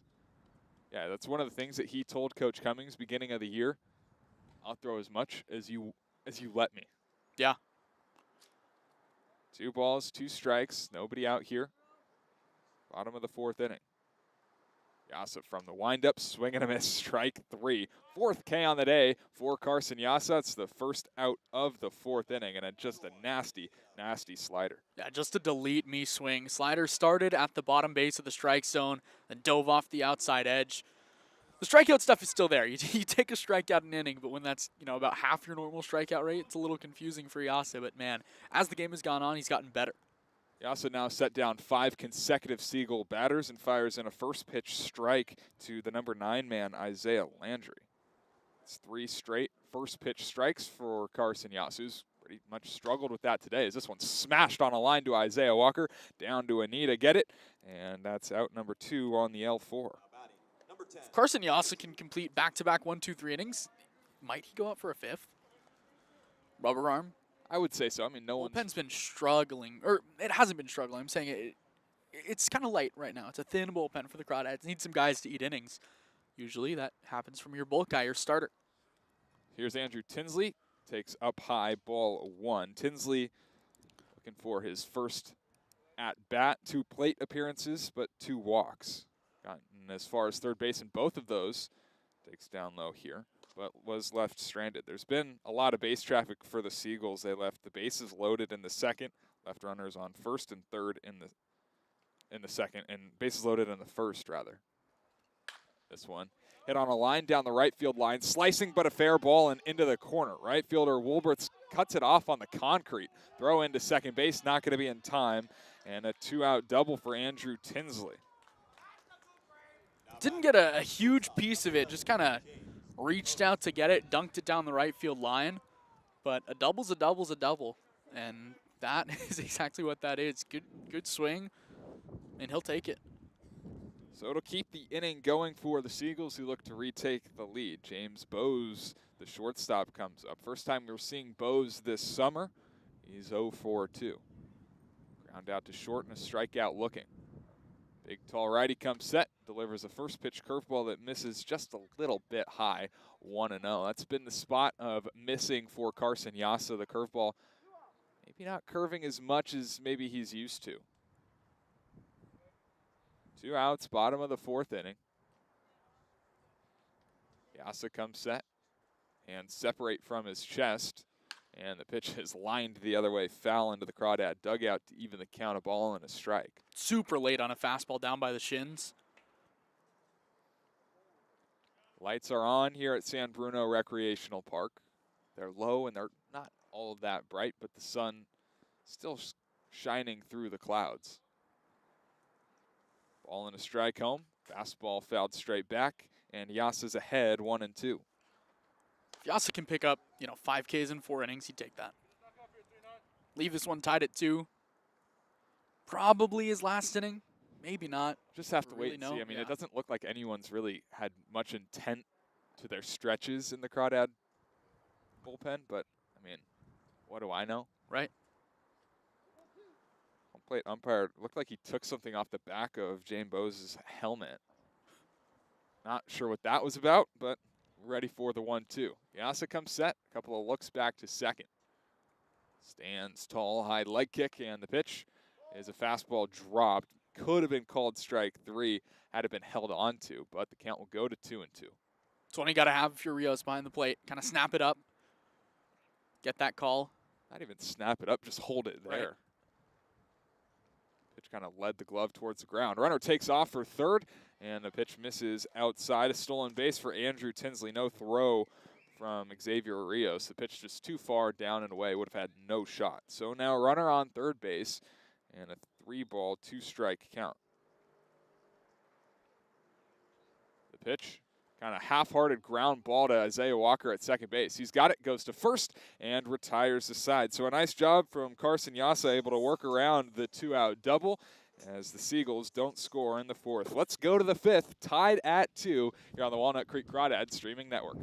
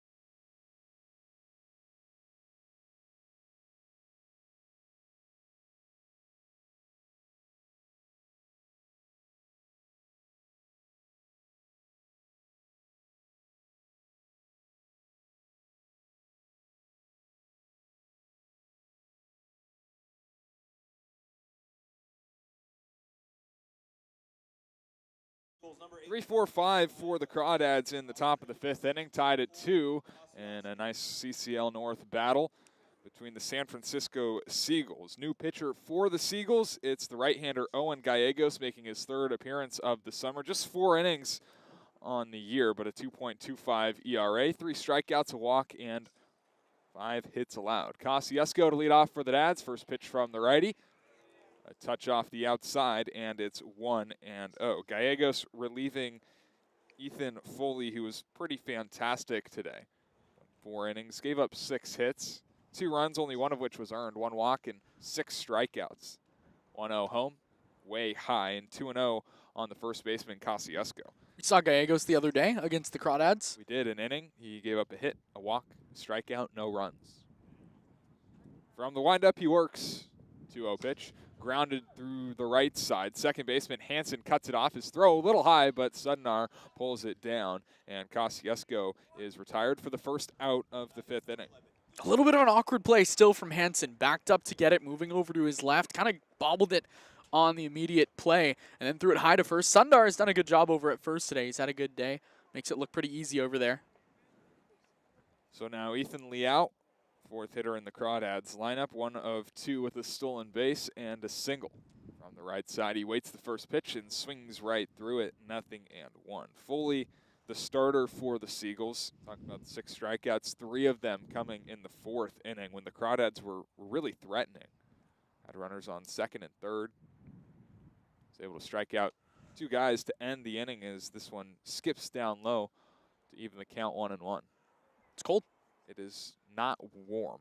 Cloudy and a little bit breezy with the wind blowing out to left field. The trees kind of swaying back and forth ever so slightly. 1-1 pitch, a little high, and appeal down to first, but no go. So 2 balls and a strike on Ethan Liao. Got to stay hot if you're Ethan Liao. He's really just been fantastic of late. 2 for 4 with a double and a homer the last time these 2 teams played. Got to keep it going. CCL leader in batting average. Gallegos, a deep breath and a long windup. Big curveball. Catches the top of the zone for a called strike 2. So 2 balls and 2 strikes now. And this isn't a Crawdads team that really has a traditional cleanup hitter. You don't have your hulking power guy like Brian Duroff was last year.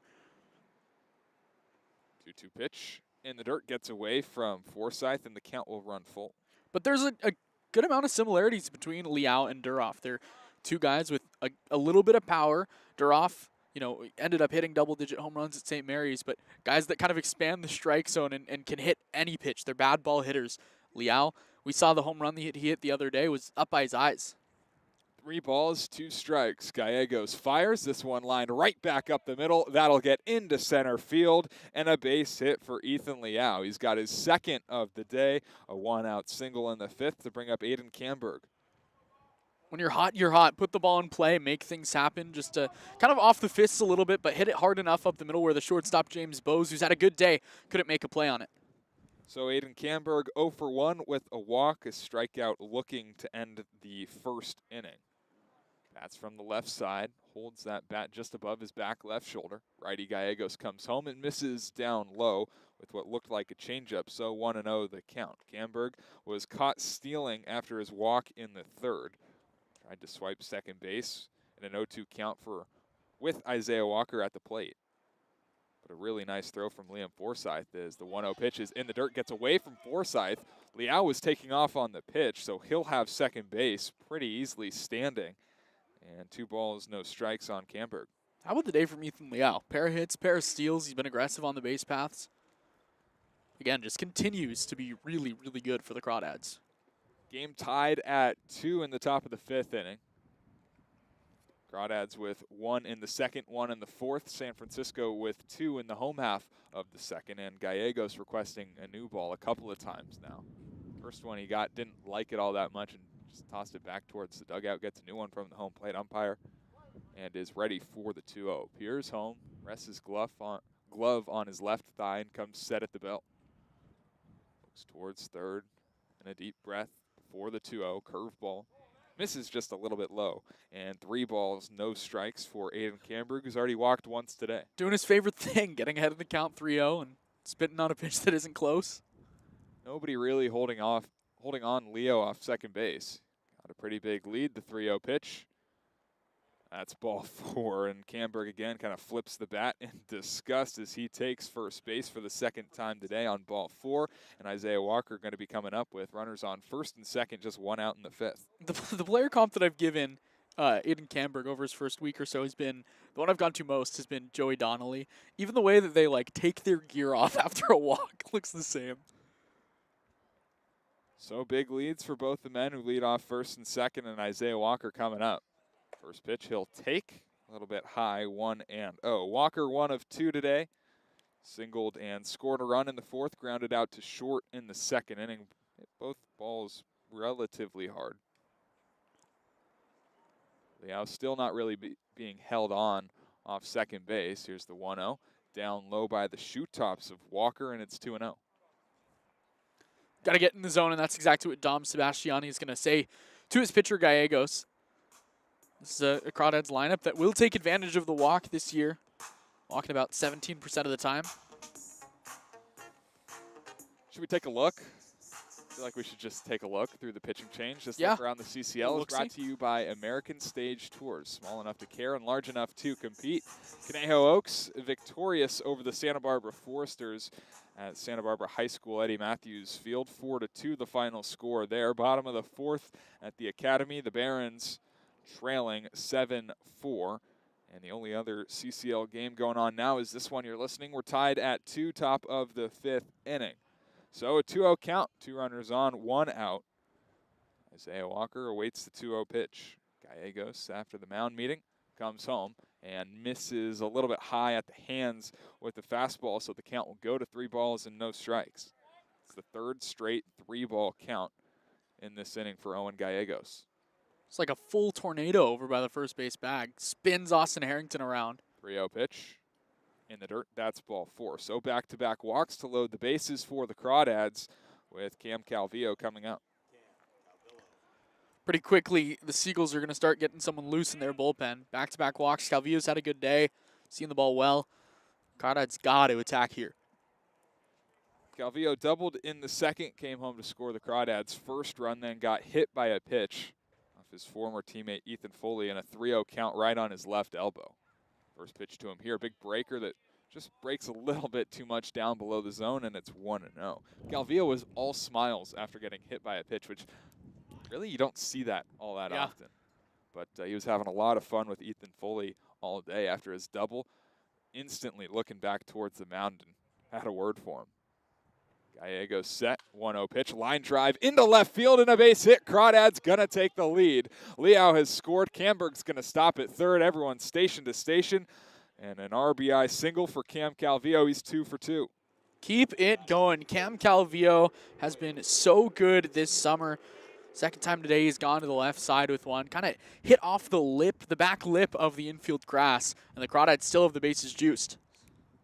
Calvillo continues to hit the ball hard, and Ben Arroyo is going to come to the plate looking to keep this thing going.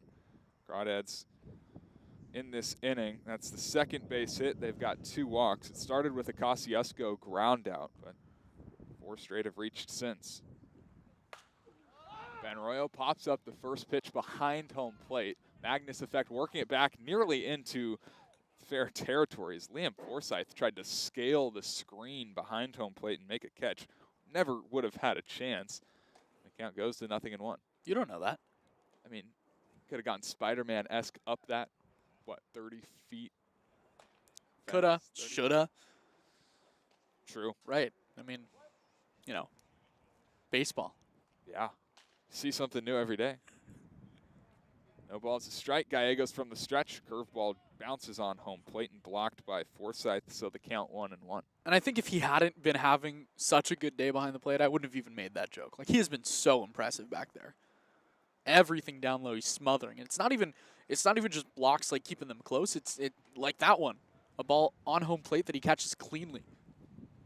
Crawdads looking to extend their 1-run lead as Arroyo takes a little bit high and tight, 2-1.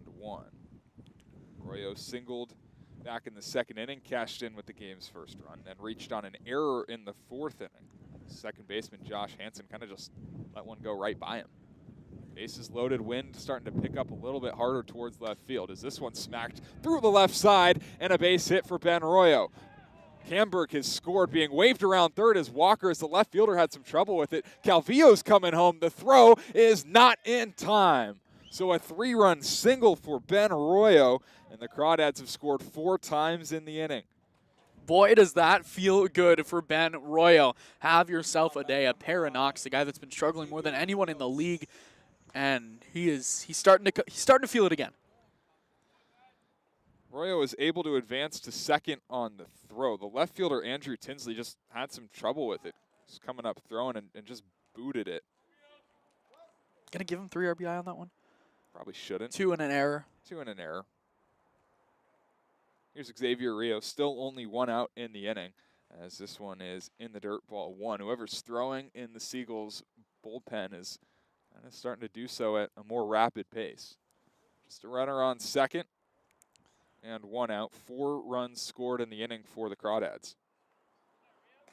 6-2 they lead. Gallegos comes home and misses up high, 2-0. Just a nightmare inning for the Seagulls. They've been really competitive in all their games against the Crawdads, even the 8-2 win. Again, we talked about it. 6 of those runs were unearned. Today, it kind of looks like more of the same. The defense has let them down. Gallegos really laboring through this 5th inning. His first inning of work, but is able to find strike 1 on a fastball, maybe inner third of the plate, and it's 2-1. Rios, 1 of 2 today, singled in the 2nd, struck out swinging in the 4th. The 4th strikeout victim for Ethan Foley, who would go on to strike out the next 2 batters of that inning. Royo, small leadoff second. Pitch is hit past the dive of Matt Moreno and into left field, a fair ball base hit. Royo will score with ease and into second base with an RBI double as Xavier Rios. Crawdads lead at 7-2. Welcome to the creek, Xavier Rios. First extra base hit of the year. 2-hit day. Yeah. Take that every day. And Xavier Rios had really struggled coming into today, was 1 for 16 with 9 strikeouts in conference play. Today, 2 for 3 with an RBI and his first extra base hit of the summer. Looks like this is going to be the day for Owen Gallegos. Allows 5 runs to score in the 5th inning, only records 1 out. We'll step aside through the pitching change. You're listening to Walnut Creek Crawdads baseball here on the Crawdads streaming network.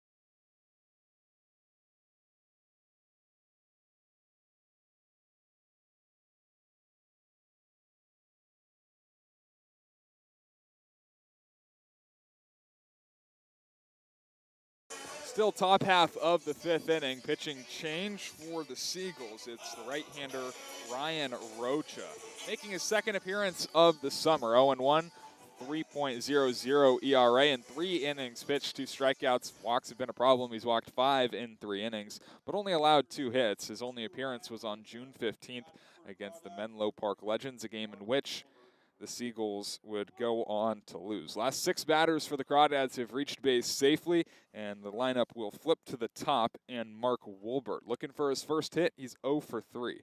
Rocha relieving Owen Gallegos, who, well, he flat out struggled. Only got 1 out in this 5th inning. It was the first batter of the inning.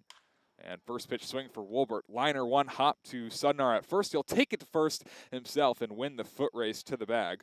Wolbert was burning hard down the line, but 3 unassisted on the out. Moving up to third base is Xavier Rios. Nav Sundar plays a really good first base. And he played a good third base the other day, too. My parents were talking about how good he looked on both sides of the ball. Had 3 hits, played a good third base, and has made a couple really nice plays today at first. Not the big, no, or not the smallest guy, but moves pretty nimble on his feet. Here's Casey Cummings. 1 for 3 on the day. A man on third for him here. As first pitch, he'll take a fastball called strike 1 on the outer corner. 0-1 the count. 7-2 Crawdads leading, top of the 5th inning. 5 runs home in this inning on 4 hits, an extra base hit for Xavier Rios. couple of walks issued by Owen Gallegos. Crawdads able to take advantage as this one gets away from the catcher. Forsyth kind of sliding back behind home plate and able to keep Rios on third. And it looks like it will be Carson Yasa again for the Crawdads out in the 5th. No action in the Dads bullpen. Don't know what his pitch count is. I have to assume it's up around 85, 90. So a ball and a strike. Lights on at San Bruno Recreational Park. Rios takes his walking lead off third, not a big one. Rocha comes set from the stretch. The pitch home.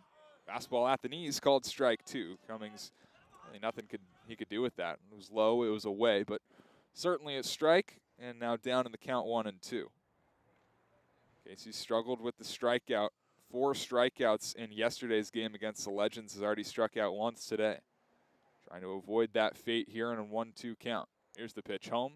A little bit low with the curveball. Count will even 2 apiece. Yeah, I love the pitch. Started at the knees on the outside. Drop it off the outside corner.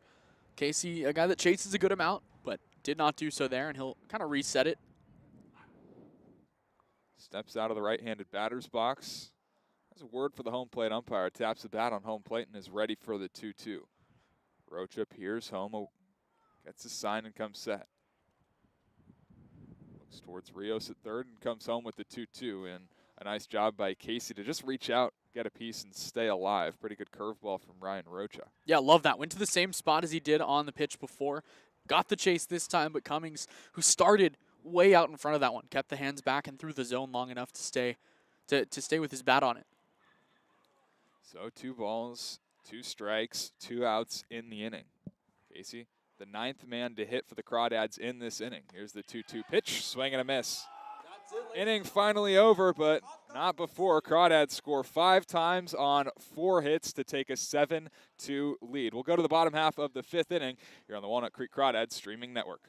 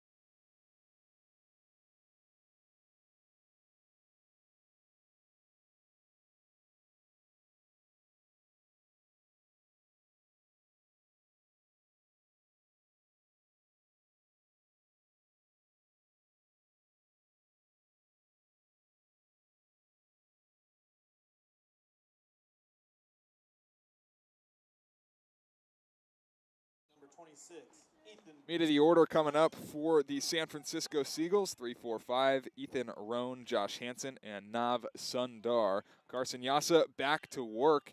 Ever since, the 3rd inning, he's been really good. Really, since the 2nd inning, he's been really good as the first pitch drops down a low 1-0. At a 1-2-3 3rd inning, and retired the first 2 batters of the 4th before giving up a double to Andrew Tinsley, the leadoff man for the Seagulls. The 1-0, a little outside, 2-0. And he was able to get James Bowes to ground out into a 4-3. 2-0. Top of the zone with the fastball, and it's 2-1. Yasa really struggled with the walk. 5 walks on the day, both coming in the first 2 innings. Velo's still there. Velo's still there. He's really settled down as this one is in the dirt, ball 3. No real action in the Crawdad bullpen. Looks like Some stirring. there's some stirring. Nico Azpilicueta in the mix. We've been told to expect to see him get some innings. We've seen him at the corners of the infield this year. 3-1. Flared into center field. Royo going straight back. He's calling for it. Behind the back catch. He's able to make it Wow, what a play out there by the shortstop, Ben Arroyo. Had his back turned towards home plate, but he's able to haul it in. Kind of looks like a wide receiver on that play. The throw kind of led him towards the end zone, and Royo reaches out over the shoulder, makes the grab. Really nice play by the Crawdads shortstop, and he's struggled defensively too in this little stretch. That has not been the case today. He's played a good shortstop. He's got 2 hits. Good to see him back. Here's Josh Hansen, 0 for 1 with a walk back in the first inning, then grounded out to third. This one smacked one hop to Walker, kind of knocks it down and catches it midair. His throw to first is in time. 2 up, 2 down, 3 straight set down by Carson Yasa. Crawdads fans, if you had to guess who on the team hits the ball the hardest, I bet the person you would not guess was Noah Zirkle. But that's what we've seen in pregame warm-up. Zirk hits the fungos to the guys. He hit balls about 175 miles an hour to Isaiah Walker. Prepped him for that play right there. That is not the first one today that we've seen at Isaiah Walker, kind of on a line and on a hop. As this first pitch in there for a called strike to Nav Sundar, the first baseman rather. Yasa adjusts the ball and his glove, comes home with the 0-1. Misses down below the zone, and it's 1-1. If Yasa completes 5 innings here, that's pretty incredible based on how much he struggled to start the day. 5 walks, all of them in the first 2 innings, and then has really settled in. 1-1. Fastball top of the zone, but swung on and missed. Count goes to 1-2. Sundar went chasing a fastball almost eye level. Finds himself down in the count. Strikeout numbers a little bit down for Carson Yasa today, only 4. But take that with a grain of salt. Struck out 16 in the 9 innings he had thrown this year. Coming in as the 1-2 misses a little bit low, an off-speed pitch, and it's 2-2. This guy's a D1 starter. Simply put. 2 balls, 2 strikes, 2 outs. Looking for a clean 1-2-3 as this one's lined the other way into the protective netting of the Crawdad dugout. Yeah, I think that's Ophi over there with the shin guards on that still kind of cringed away from it. Got the netting, but it was hit so hard. He looks cold down there. Yeah. 2-2. Here it is again. Fastball blew it right past him. If that's the day for Carson Yasa, he was really able to turn it around and have a really nice start. 5 strikeouts through 5 innings of 2-run ball. We'll go to the 6th. 7-2. Crawdads leading.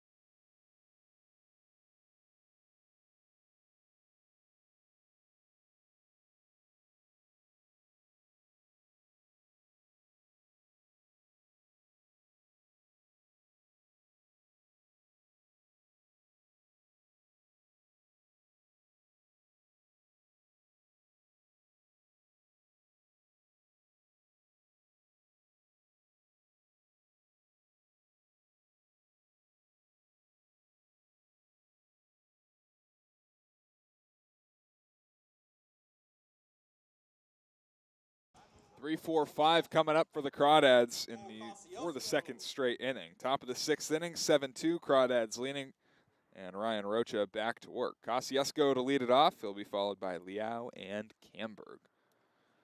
Kosciuszko grounded out to second base to start the 5th inning. And he taps this one left side, burning down the first base line as Moreno cuts it off. His throw is just in time to get Kosciuszko by a step. And Kosciuszko's 0 for 4 today. When was the last 0 for 4 we saw from Cole Kosciuszko? It's been a while. It's been a while. I know it's happened. It doesn't feel like it has. It doesn't feel like it should. No. Something wrong. Yeah. So kind of the same situation as back in the 5th inning. Kosciuszko led it off, was retired out. The next 6 batters would reach in the 5th. Crawdads would score 5 times on 4 hits. Liao started the string with a single, and he swings through this one, 0-1. Liao is 2 for 3 today, a stolen base, 2 stolen bases, and a run scored.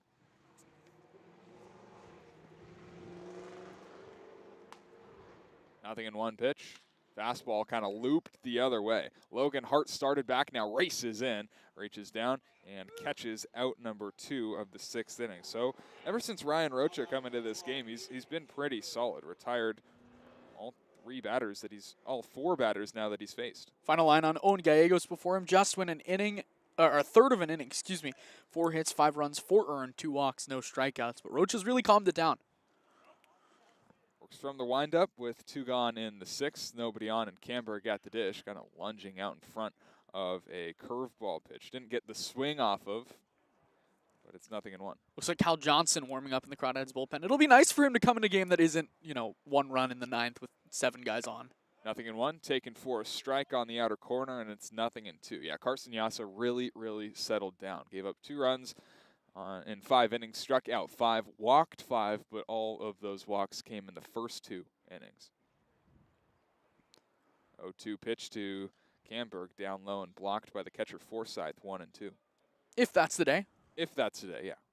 Don't know. I mean, I was looking over in the dugout in between innings. Kind of looked like Yasa took his hat off and almost unwinded a little bit. Some intent behind the post-inning work. Ball and 2 strikes, 2 outs, top of the 6th. As this one is hit sharply into right field. That'll get down, and a base hit for Aiden Camberg, who reaches base safely for the 3rd time today. That ball was hit so hard that it almost blew Logan Hart over and right. Just pieced up right to him, and he goes down to get it, and the momentum of the ball going into his glove, plus the wind, plus just looked like he might have tripped a little bit, but, for the narrative, hit so hard. So now Isaiah Walker will get a chance with a man on and 2 outs. He'll take the first pitch fastball for a called strike 1. Walker, 1 of 2, grounded out to short in the 2nd. Has scored twice in the game. Singled in the 4th, walked in the 5th. Throw over, but back head first is Camberg. Lights on here at San Bruno Recreational Park. Sun, you can't really tell if it's set because it's overcast, but Set-ish. Set-ish. There's some blue over to our left, out behind center field. This one lined into left field and back-to-back base hits with 2 outs for the Crawdads. Camberg, small turnaround second. He'll hold it up there. And Isaiah Walker's got his second base knock of the day. Crawdads at bats have been so good today. It was really in every inning other than the 3rd, the Crawdads have had base traffic, have done a good job with the base traffic, have put good swings on the ball, worked long at bats. It's been really impressive. 7-2 Crawdads lead, and all of a sudden really starting to threaten here in the 6th after the first 2 men were retired on 3 pitches.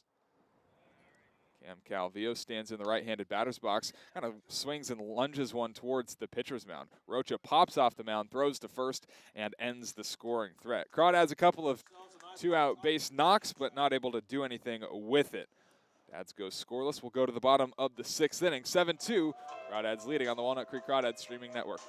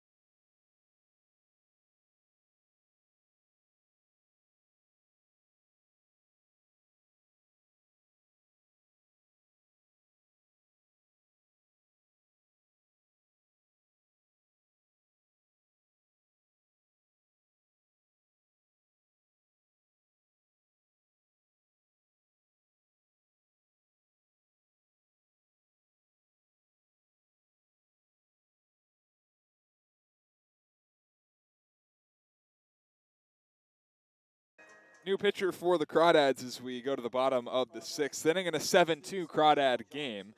It's the right-hander Cal Johnson from Danville, California. 4.26 ERA on the summer, 1-1 win-loss, making his 6th appearance of the year. Just 6 1/3 innings pitched, 6 strikeouts, 2 walks, 4 hits allowed. He'll have Logan Hart, Matt Moreno, and Liam Forsythe in the bottom of the 6th inning.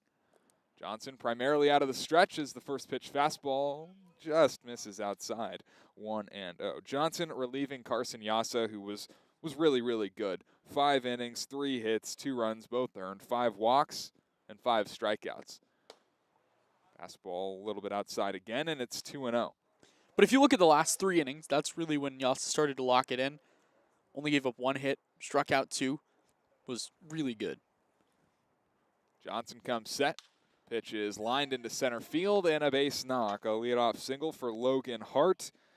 And the Seagulls maybe trying to respond here in the bottom of the 6th. Cal Johnson, what we've learned is he's got really good stuff. He's got a 3-pitch mix that can get outs with all 3 of them. But it must be nice for these Seagulls hitters to be facing 87 to 89 instead of 95 to 97. Yeah. Johnson coming off a 2-inning appearance against the Arroyo Seco Saints. Struck out 3, didn't allow a hit. Comes set here as Moreno climbs into the right-handed batter's box and takes high ball 1. But really the first eye-opening appearance for Cal Johnson was back here against these very San Francisco Seagulls. He went 2 innings, didn't allow a hit, a strikeout, a walk, or anything like that, as this one's flared to the right side. Charging hard is Wolbert. It lands right in front of him. He dives to try and get it as it rolls out of play. Going to be a ground rule double for Matt Moreno. And the Seagulls have runners on 2nd and 3rd to start the 6th. I've said about these Seagulls the entire summer, they remind me a lot of the Stompers from last year, where the pitching will get them through games and the bats will come through, especially when they're down. It's a very feisty team, and you can tell it's a team that likes playing with each other a lot.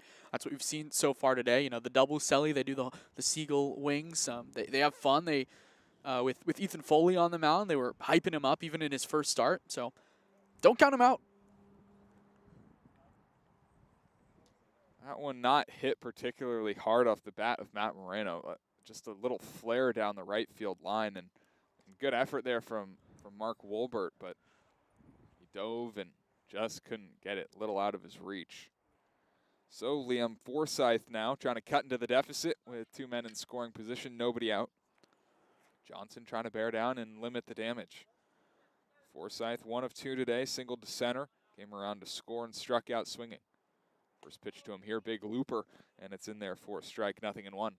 With runners on 2nd and 3rd, nobody out, you can kind of chalk it up to at least 1 run home this inning for the Seagulls. But Johnson, still hasn't allowed any. Can't pitch with that mentality. Got to bear down.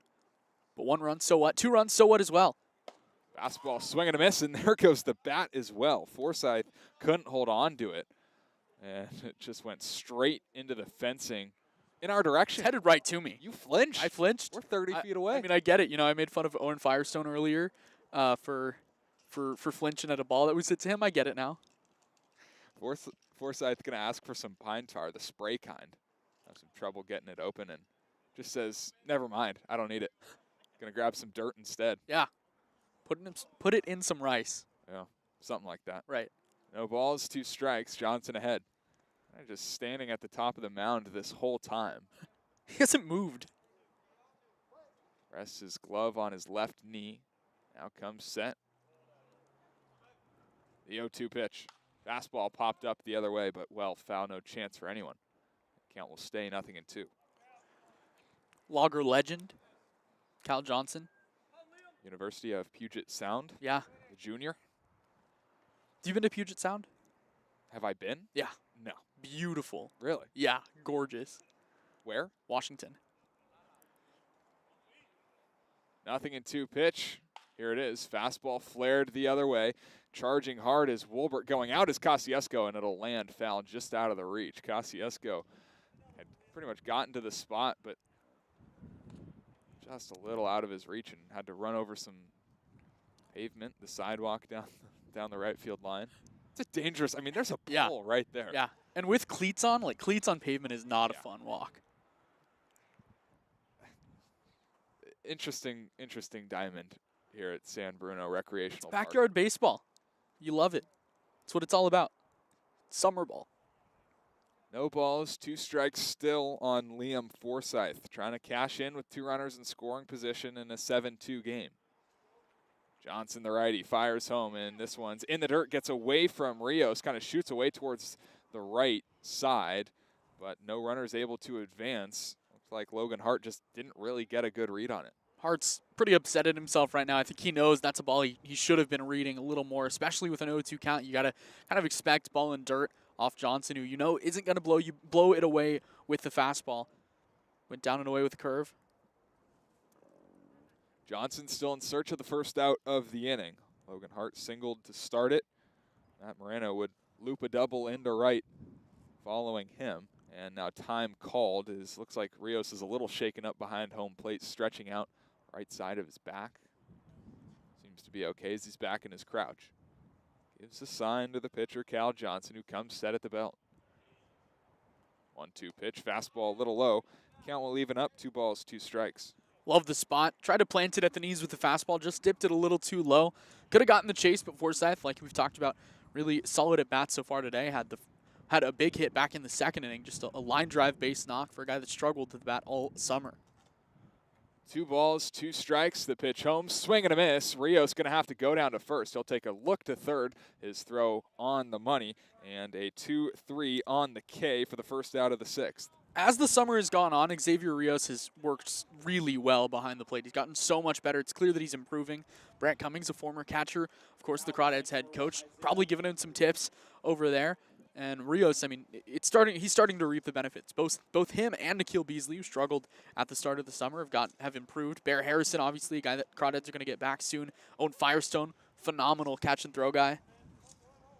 So the number 9 man in the lineup for the Seagulls, Isaiah Landry. He's 0 for 2 and in a big spot to cash in here from the right side. He takes strike 1 on the good curveball from Cal Johnson.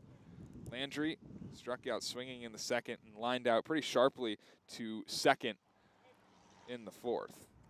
Runners on second and third here in the bottom of the 6th inning. As the 0-1 pitch low and away to the right-handed hitter to count will even 1 apiece. Ryan Delaney was talking about this the other day when he went 6 shutout against the Storm back on Tuesday. He said when you have 2 guys on with no outs, you can't think about, okay, I have to get out of this inning. 1-1, tapped foul, and it's 1-2. It's okay, what can I do pitch by pitch to work myself out of this? And that's what we're seeing from Cal Johnson here. It's not, okay, I need to get these 3 outs. I need to get these next 3 batters. It's one guy at a time, focusing one batter to the next. Still 2 runners in scoring position. Johnson trying to leave him there. All in 2 strikes, the pitch home, swing and a miss, and it gets away from Rios. Rios going to go to the plate. Now the throw to first is in time. So a 2-1-3 on the strikeout. I've never seen that before, but hey, it's out number 2. So the run scores on the pass ball, then 2-1-3 on, that's awesome. I mean, you're just talking about you see something new every day. I've never seen that. I've never even heard of that. Like, that's not a play that should happen. So Hart comes in to score. Matt Moreno goes to third on the passed ball. And 2-1-3. Awesome. On the strikeout. Back-to-back strikeouts for Cal Johnson now. Top of the lineup, Andrew Tinsley. He will take strike 1 a little bit outside, but got enough of the plate. Tinsley, 1-for-1. He stole third after doubling in the 4th. Walked in both the first and second innings, but was left on third base. A lot of traffic for the Seagulls in the early part of this game. Left the bases loaded in the first, had 2 on in the second. Neither of them scored, as this one blocked by Rios, and Moreno bouncing down that third base line, but he scampers back to third base. The count goes to 1-1. Moreno was aggressive down the third base line and then was a little too nonchalant trying to get back to third base, kind of backpedaled.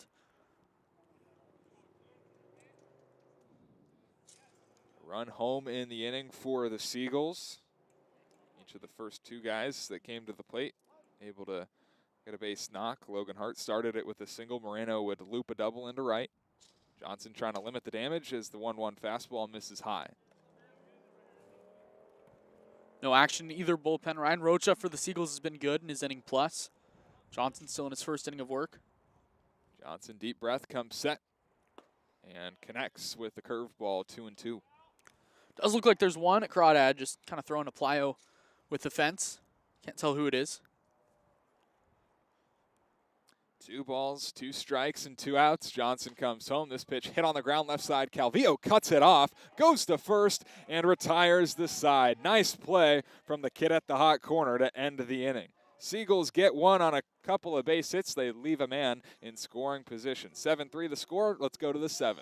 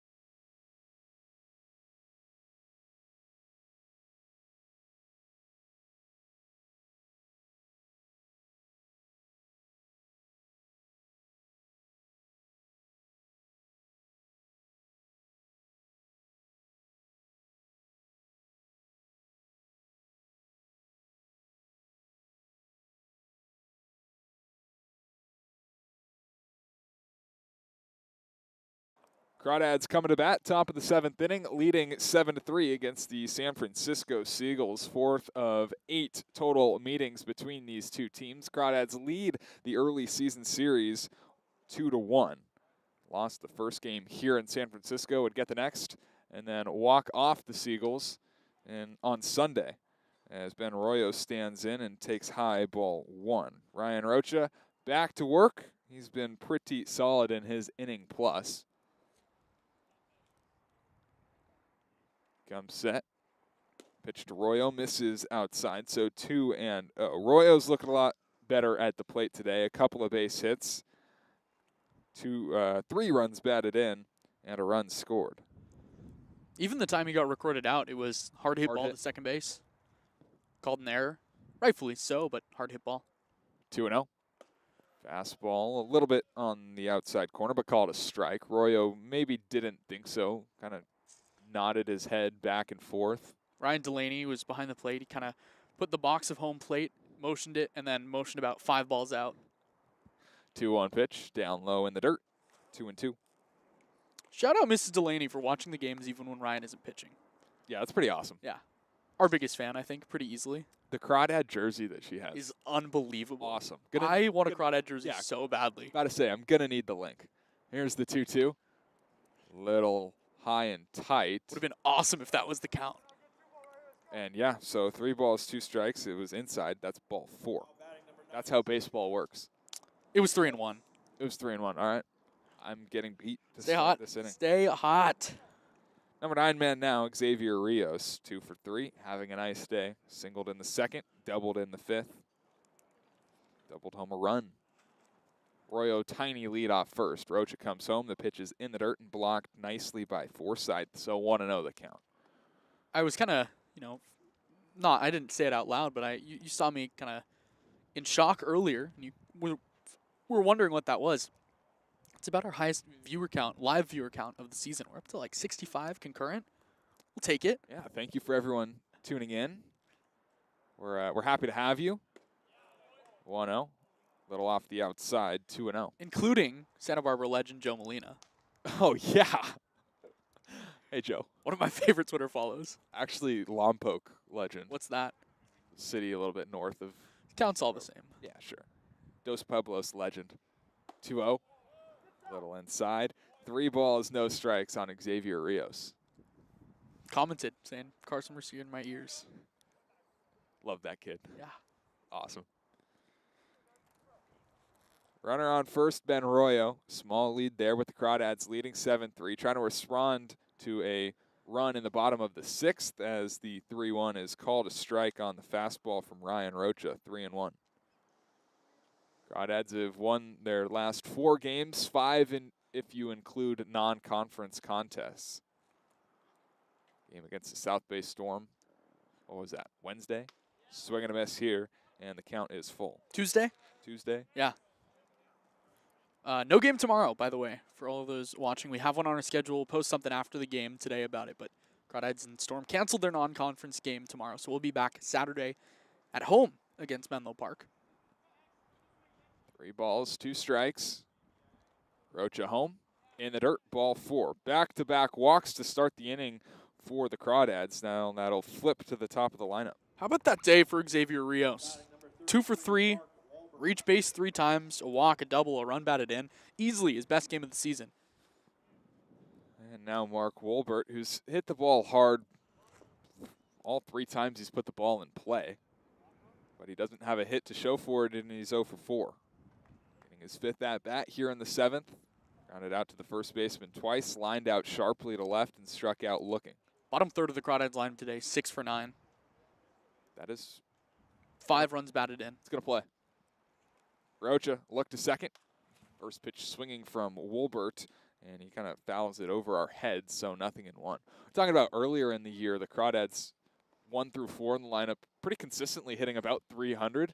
And that bottom of the lineup, 5 through 9, kind of 125-ish. But I'd say it's pretty much evened out.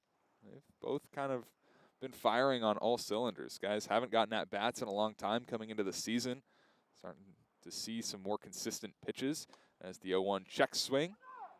Well, appeal, no go. So 1-1. But ever since, I mean, past week and a half, second game of the SoCal road trip, the bats have really started to get going. You think about it, there's a couple guys that the Crawdads have added that have really lengthened the lineup, but I think more than that, they've almost pushed some of the guys to get better, right? Like Ben Royo, Xavier Rios starting to get pushed for playing time with Nico DeFazio. Bear Harrison now in the lineup. 1-1. Wolbert hits it on the ground to first. It's off the leg of Sundar, and it shoots away towards the out-of-play area. Going to stay in play as Royo rounds third and scores. So 8-3, Crawdads lead. He was hit so hard that I'm uncomfortable calling that an error, but it's what it was. Ball smoked to the right side. A lot of pull from Mark Wolbert today. His best swing was a ball to left center field that was kind of tracked down out in left field by Tinsley, but hard hit ball, scores a run. Yeah, still in search of his first conference hit, but continues just hit the ball hard right at guys. So Rios not able to go any further than second. Crawdads first and second. Nobody out here in the 7th as Casey Cummings takes down low. 1-0. Casey singled to start his day in the first, is 0 for 3 since then. Grounded out weakly to the pitcher in the 2nd, struck out in both the 4th and the 5th. Crawdads trying to keep things going. 8-3 they lead in the top of the 7th. All no strikes. Cummings in the back of the dugout. Rips this one into left field. Tinsley coming in, and he's right there to make the catch for the first out of the 7th. Feel bad for Casey. Hit it pretty hard. Might have been just a little bit off the end of the bat. Tinsley started back, ended up coming in. So Cole Kosciuszko, 0 for 4 today. A couple of strikeouts and a couple of groundouts. Weird. Has been pretty aggressive. Pretty much stays true throughout the whole season. Not afraid to swing at the first pitch. Let's see what he does here. Rocha long hold, now comes home. Takes down low as the pitch was in the dirt, blocked nicely by Forsythe, who was trying to kind of scattering around behind home plate, trying to find the ball, but Rios didn't have a good beat and had to stay put on second. Mrs. Delaney sent us the link to the jerseys. I'm buying one. How much is it? That's the real question here. Well, I would take that out of my summer salary. I'll talk to Brant Cummings about it. You know, it's a good purchase. It's a really good purchase. You know, just pulling up to Dirty Huge in that. You've been here 3 years. Yeah. This is my 2nd year. big part of our lives. Yeah. A lot of memories. As Kosciuszko hammers this one deep right center field. Hart going back. He'll have room to make the catch. Rios going to tag from second, head to third. And a wild throw into the infield from Logan Hart, who caught that on the run and kind of just spun around and fired it in towards the diamond. That's going to have runners on the corners and 2 outs. That is an unbelievable catch out in right field. He just kept running and running and running. Brant Cummings talked to me about one time when they were here against the Seagulls back in 2021. Jordan Thompson was playing center field, right about where the center fielder right now, Isaiah Landry, is standing. Ended up making a catch right where the dirt and the grass meet up out in right center field. That's pretty unbelievable. Yeah. It's a long way. Here's Ethan Liao now. Runners on the corners, 2 gone. First pitch swinging kind of straight into center field. Landry moving over towards his right, able to reach up and make the catch as he stares into the overcast sky. Crawdads get the 1 run. They leave a pair on the corners. Time to stretch from San Bruno Recreational Park. You're listening to Crawdad Baseball here on the Walnut Creek Crawdads Streaming Network.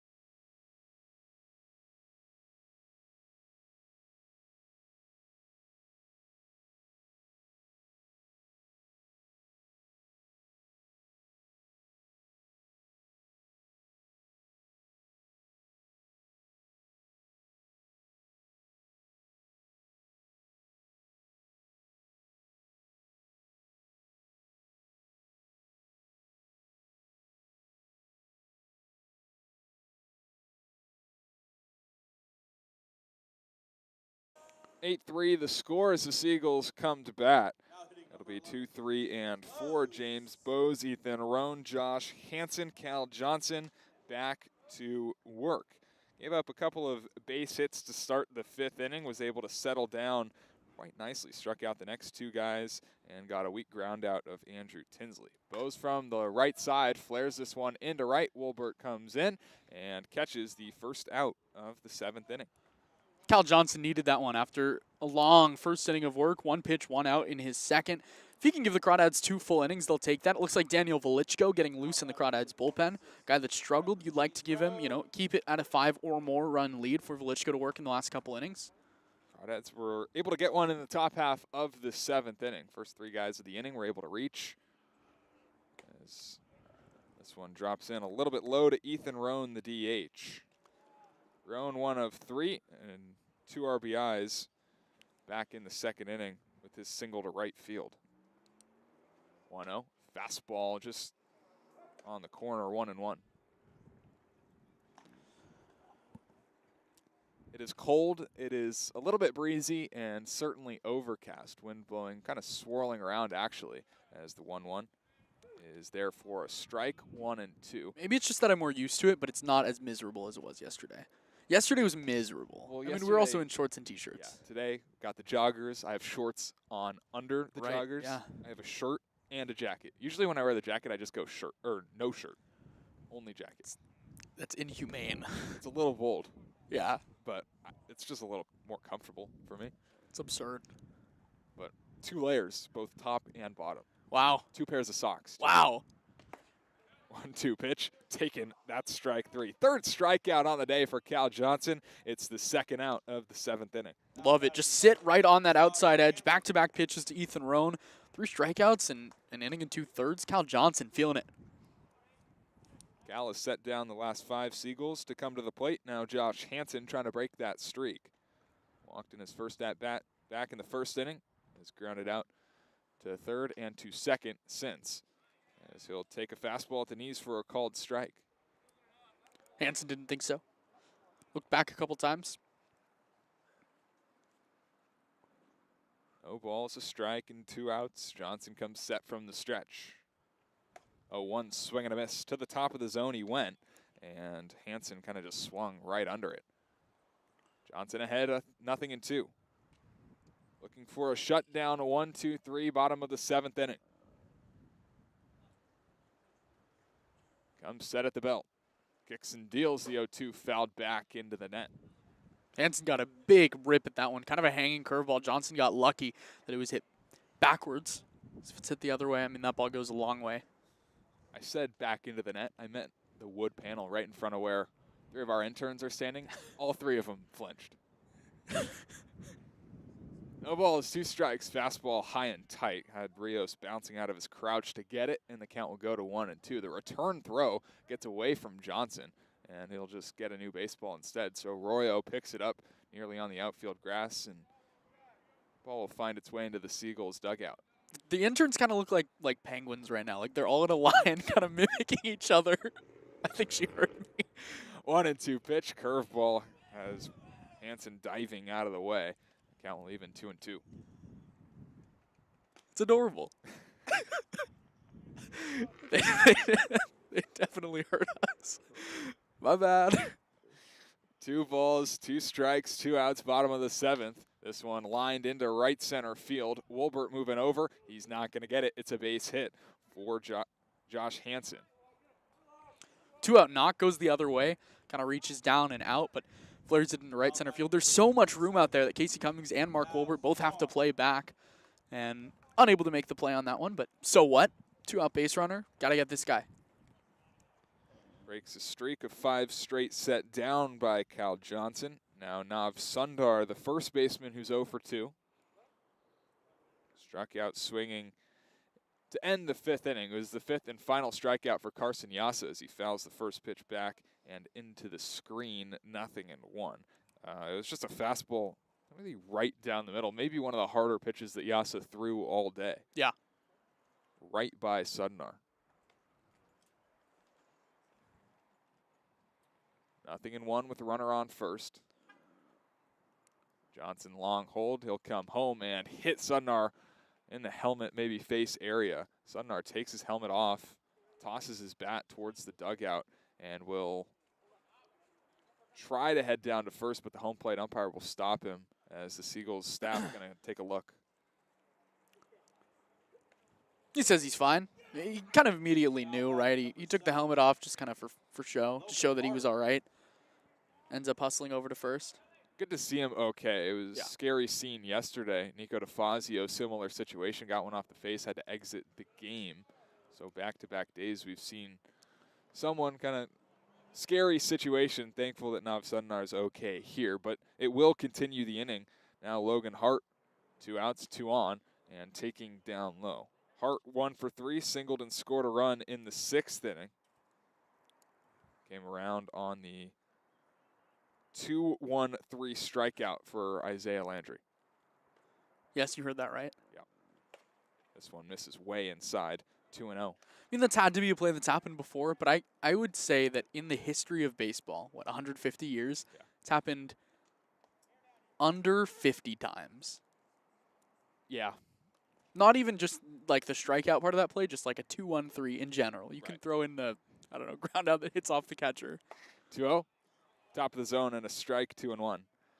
I mean, yeah. I mean, sometimes you'll see what, like a 1-2-3 double plays happen all the time. 2-1 is crazy. Yeah. 2-1 pitch. Inside gets away from Rios. Both runners going to advance on the wild pitch. So still a lot of ball to be played. Hitters count for Hart. A single here scores 2, makes it just a 3-run game. Save situation for Velichko if he comes in. 8-3 the score. But again, another competitive game between these two teams. 3 balls, a strike on Logan Hart. From the left side, rests the bat on his back left shoulder and swings through a nice firm fastball from Cal Johnson. Count will go full now, 3 balls and 2 strikes. Johnson able to get the first 2 guys of this inning pretty easily. Josh Hansen single, and Nav Sundar hit by pitch there on second and third. 3-2 pitch, little outside, that's ball 4. So, as I was saying, first 2 guys out in this inning pretty quickly, pretty easily. 3 straight have reached since. Austin Harrington's going to head out to the bump, shall we? We've already looked twice. So? Go for it.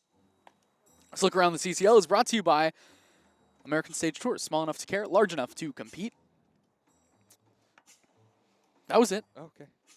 Conejo Oaks and Santa Barbara Foresters. Oaks 4, Foresters 2. That's the final at Eddie Matthew Field. And the Orange County Riptide have blown it open at the MLB Urban Youth Academy. 15-4 the score in the top of the 6th inning.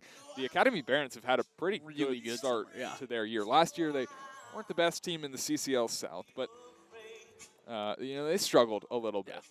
This year, good start. They're just... I mean, the Tide are pretty good. We saw that, right? The Tide fight. Nate Cadena, a guy that's back for the summer. Patrick Hackworth, a guy that's a really good player. Ace Reese, really good. That Riptide team is good, and they're deep, especially on the pitching side. Luis Becerra, their starter, really good stuff. I think Cal Baptist. I'm going to put like a 35% chance that that's right. Non-league action, Alameda Merchants against the Havasu Heat. Havasu who? Havasu. Havasu who? Havasu Heat. Havasu who? Lake Havasu High School. Like Havas where? That's non-CCL action.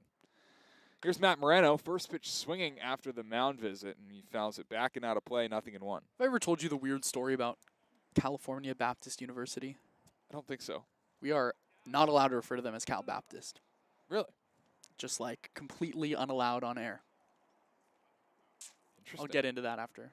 0-1. Hit into center field. Casey Cummings is right there, stares into the dark sky. Lights a little bit low, but he's able to make the catch, and the inning is over. We'll hear more from Austin and California Baptist when we come back. We've played 7, 8-3, Crawdads leading.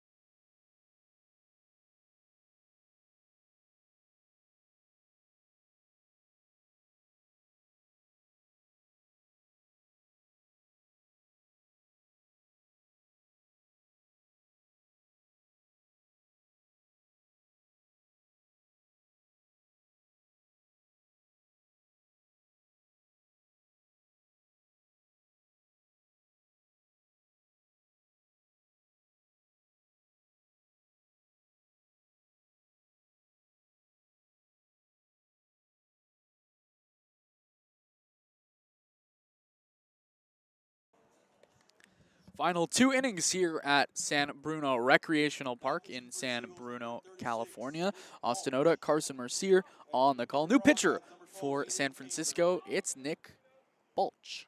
Fourth game of the summer. 10.5 ERA, 6 innings pitched, 5 strikeouts, 9 walks, 7 hits allowed.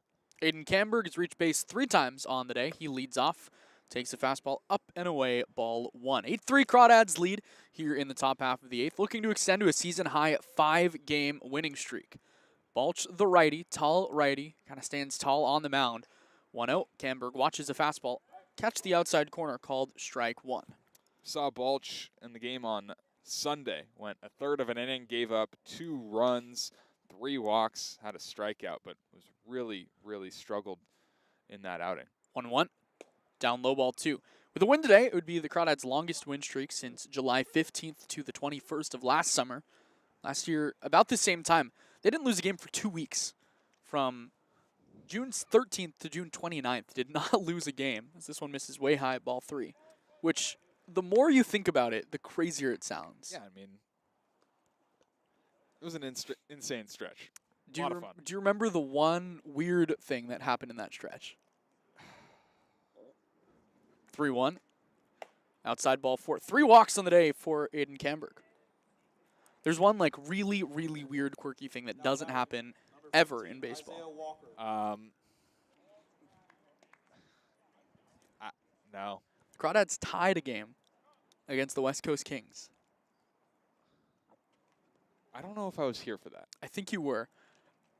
And I remember because you were on the call. What was the reason that they tied? Because I don't remember that. Isaiah Walker watched the first pitch on the inside, strike 1. It was a non-league game. It was in the 10th. It was like 13-13. So both teams had blown through You their know what? I pitchers. do. Emmett Finney called strike 3 to end the game. It was high. It was easily ball 4. Yeah. And that game ended tied. I think it was Father's Day. 0-1. Slider on the outside. Nothing in 2. Were the bases loaded? Yep. Yeah. I Would've do walked remember home that. the winning run. Yep. I do remember that. And it was like at the eyes. Yeah. Yeah. I do remember that. Isaiah Walker, a pair of hits, a walk today. 0-2. Walker strikes out swinging. High fastball, kind of short-armed by Balch. Walker, I just don't think was ready for it. Yeah, just a touch behind. Kind of those high curveballs can surprise hitters because that's a strike if taken. And, you know, you're sitting fastball maybe, or you see it out of the hand like, oh, yeah, that's high. And you see that late break, got to get a swing off. Here's Cam Calvillo, a pair of hits today, a hit by pitch and a ground out. First pitch.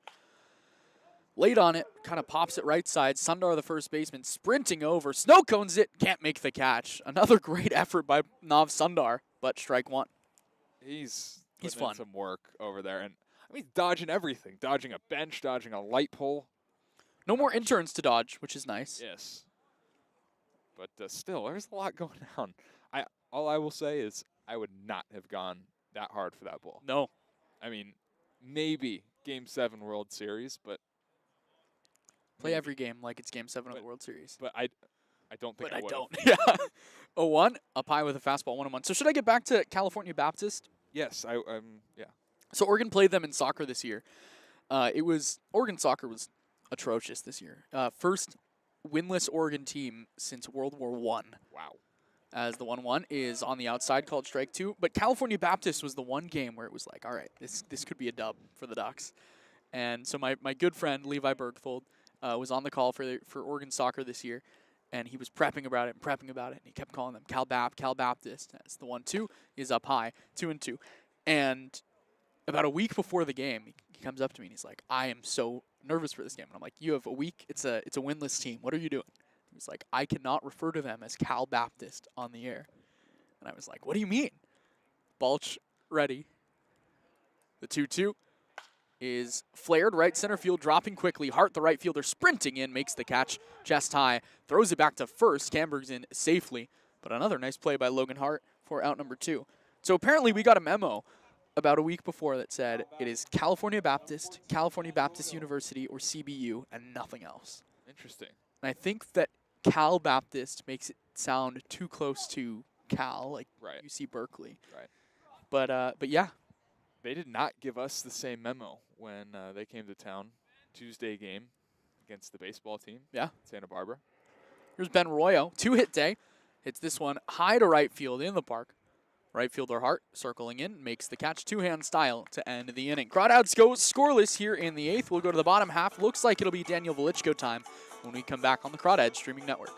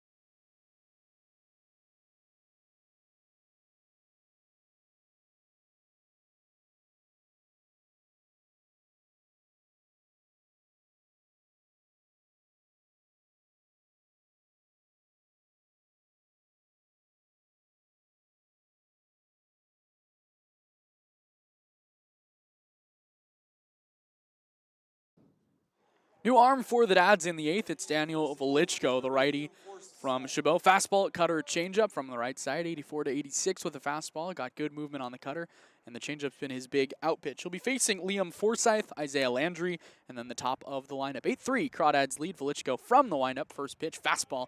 Blew it past him. 0-1. Velichko, the numbers don't look pretty, but I think he's been a lot better than the numbers would show. 11.57 ERA, 7 innings pitched, 9 Ks. 0-1. Swung on and missed. Looked like the cutter, 0-2. 10 hits allowed. I was there for the Stompers game on June 6th, an 8-5 Crawdads loss. It was a conference opening loss, and a lot of bloop hits. A lot of weak contact, and still ended up going 3 innings in that game. 0-2, tapped slowly. Velichko jumps to get it, now flubs it, has to pick it up, spins behind the mound, throws to first just in time for out number 1. Nice. P. F. P. Yeah. Bang. Do it right. Now batting number 1, Isaiah Landry. Velichko, strikeout stuff has been there. And in both of the games that he's thrown in, if I'm not mistaken, he has had a couple good innings to start, and then as he's gone into that second, third, fourth inning of work, he's struggled a little bit. Yeah, he's only gone, 3+ once. First pitch, cutter to Landry, misses outside, 1-0. And it was in that game against the Stompers in which he went 3. And then against the Seagulls on Sunday, went 2, gave up 1, gave up 3 hits as well. 1-0 Landry was rocking an 0 for 3, misses up high, 2-0. It's all about, for him, the big inning. Limiting the big inning, because all 4 runs that he allowed against the Stompers came in 1 inning. It was his middle inning of work. 2-0, Landry squares the bunt, takes down low, 3-0. What do you know about the big inning? Something about Kevin Sider. Let me tell you about Kevin Sider in the big inning. Greatest piece I've ever done. It's generational. It's so good. Shout out Kevin Sider, my GOAT. 3-0 to the plate is up high ball. No, called strike 1 at the top of the zone. Landry kind of tucked the bat under his left armpit. Was looking to throw it back. Didn't get the call. Velichko still behind 3-1 from the windup. Fastball tapped left side, foul. 3-2. So good job by Velichko to battle back. Landry 0 for 3, strikeout, line out, strikeout in the craziest play, the weirdest play we've ever seen. Yeah. Quirky one for sure. 2-1-3 on the putout. Catcher, pitcher, first base. 3-2. Sword on a ball off the outside. Did he go? No appeal. Now the appeal. No. Wow. Okay. Sure. Didn't go. Okay. I believe you. That. If he hits it, it's a double. That is what we call sarcasm here in the industry. Here's Andrew Tinsley, the leadoff hitter, the center fielder, the left fielder, who is 1 for 2. Kind of hit one with that same swing that we just saw for a double back in the 4th. First pitch, fastball line straight back. Tinsley got a good cut on it. 0-1. Also grounded out to third base, has taken a pair of walks, has reached third in 3 of his plate appearances, and is yet to score. 3 runs home on the day for San Francisco. Whoa. Harley. It's not a Harley. No. 0-1. Moped. Way outside. 1-1. That is a, oh. Maybe it is a Harley. I don't know my bikes. That's us after Taco Bell tonight. A ball and a strike to Tinsley. That's crazy. Velichko nods, and the 1-1 is on the inside, called strike 2. Not getting Taco Bell today. No. Costco pizza. Bang. Bang. A ball, 2 strikes, 1 out here in the 8th. Velichko from the stretch takes a deep breath, and the 1-2 is lined straight back off the glove of Rios. A ball and 2 strikes. Stay tuned postgame for the postgame show. Ammar Khan, Dylan Allen. I didn't realize they were buddies. Yeah, I knew they both went to SLO, but I mean, it makes sense. Grew up in the same area. They drove together here. Both days. Yeah. Both back. Whoa. 1-2 from Velichko. Runner goes from first. Pitch taken off the outside. Rios up and firing. Throw down to second. Just a little late. Sliding in ahead of the throw is Landry. Surprised with how close that throw was. Rios. Is not Rios. It's not. That's Firestone. Yeah. Yeah, that was a cannon. But still, a little bit surprised he was in the dirt. Had to almost take a second. 2-2. Line foul off to the right. Take a second to gather himself. Firestone's got a cannon. Yeah. Excited to see him pitch soon. He was good on the mound last summer. Had some good moments. 2 balls, 2 strikes. Tapped to the left side slowly. Calvillo charges. Will not have a play, as beating it out on the back end is Tinsley. Babip luck. Yeah, just a little unlucky for Velichko. It's how it's gone for him this summer. Bloop singles, infield singles. That'll bring up James Bose. 8-3 the score here in the 8th. Still some ball to be played. 1 out in the 8th. Velichko, again, has struggled a little bit this year. It's been unlucky, but at some point, right? Runs are runs are runs. Runners on the corners. First pitch. Hits him. Bases juiced.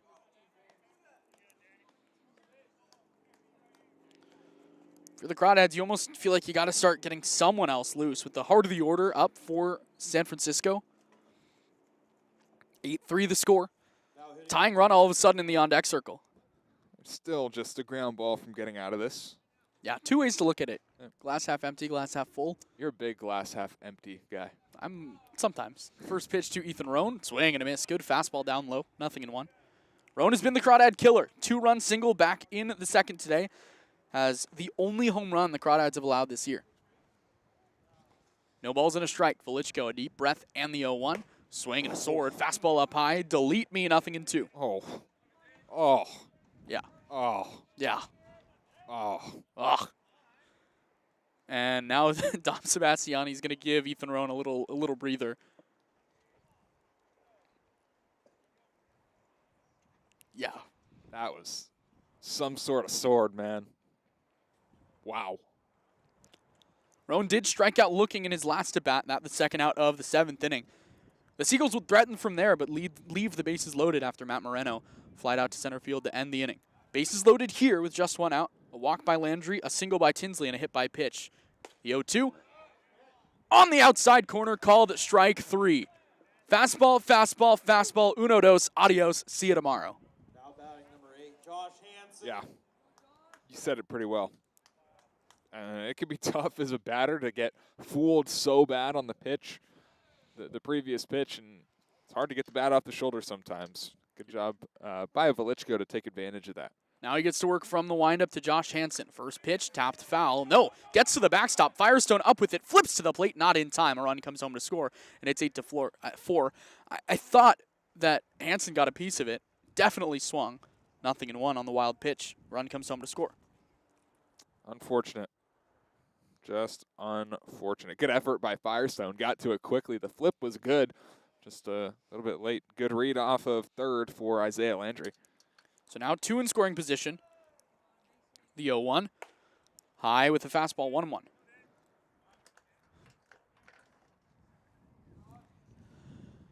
8-4 Crawdads here in the bottom of the 8th. Velichko got his first strikeout on the last batter. Here the 1-1. Runs inside. Looked like the changeup. 2-1. Got to bear down here. Can't allow anything else to come home to score. The wind starting to pick up. 2-1. Tapped foul, 2-2.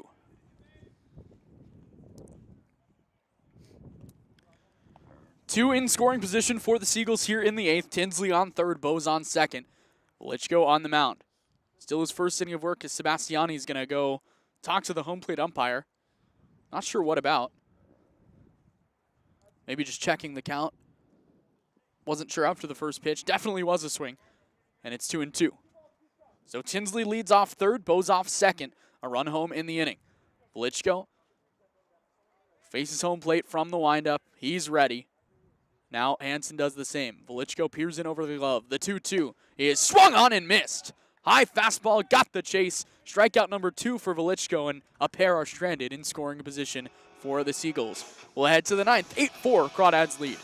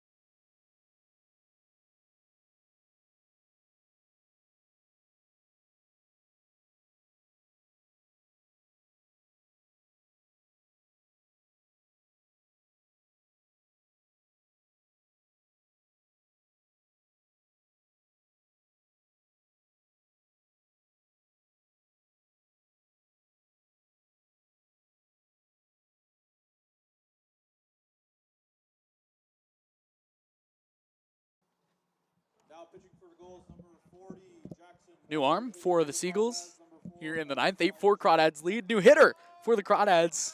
Guess what time it is? 0-5 time. 0-5 time. My goat. My goat.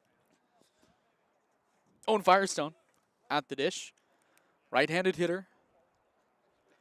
Hands with his bat flat on his shoulder. Jackson Moore, the new pitcher, the big lefty, throws the first pitch that Firestone swings over the top of. 0-1. So Xavier Rios, really nice day. 2 for 3, a walk, an RBI, a double.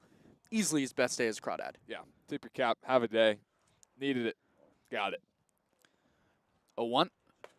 High ball 1. Tell me about Jackson Moore. 7.2 ERA, 4th appearance of the summer, only 5 innings. Pitched 4 strikeouts, walks have been a problem. He's allowed 6, hits have been a problem. He's also allowed 6.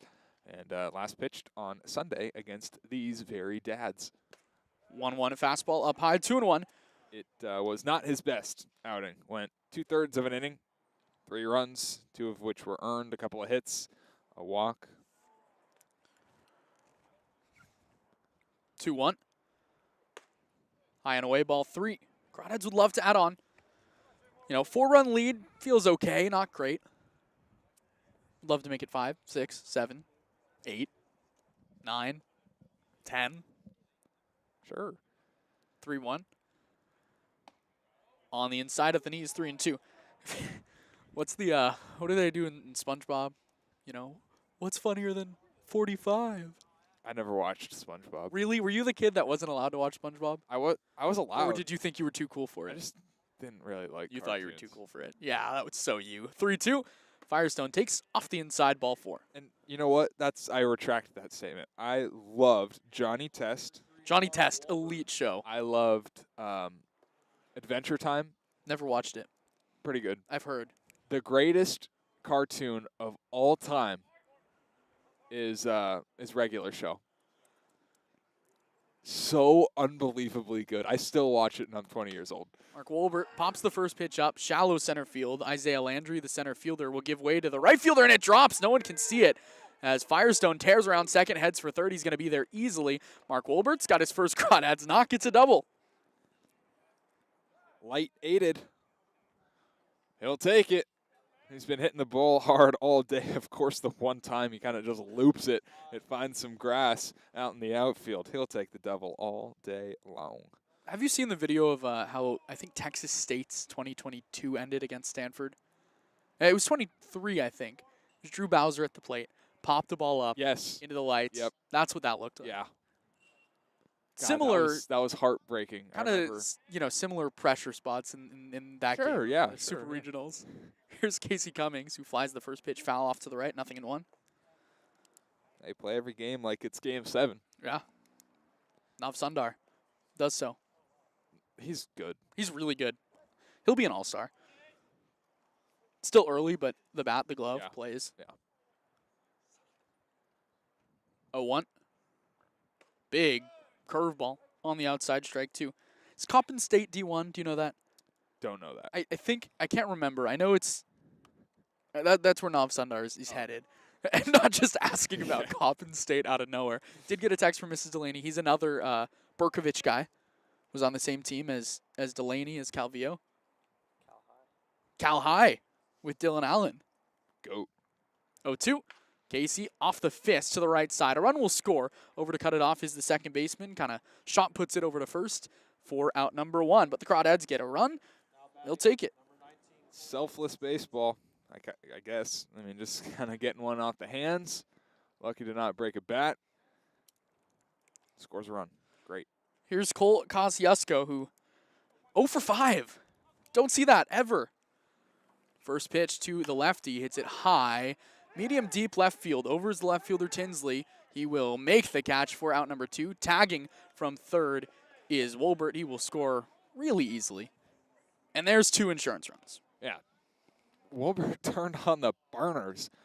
I mean, he took it to another gear. And, hey, you were talking about beginning of the inning.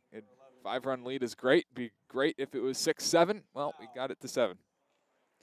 Here's Ethan Liao, Crawdads left fielder. Got a pair of hits today. He's also flown out 3 times. Base is empty. 2 runs home for the Crawdads, leading 2, 7, 8, 10? 10. I don't know. 10-4? Yeah, that's right. Yes, that is correct. First pitch to Liao.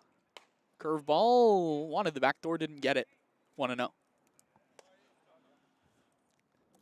10. Cool. Yeah? Did you ever watch Regular Show? No, didn't. I was not, because those were the Cartoon Network shows, right? Yeah. I was not a Cartoon Network guy.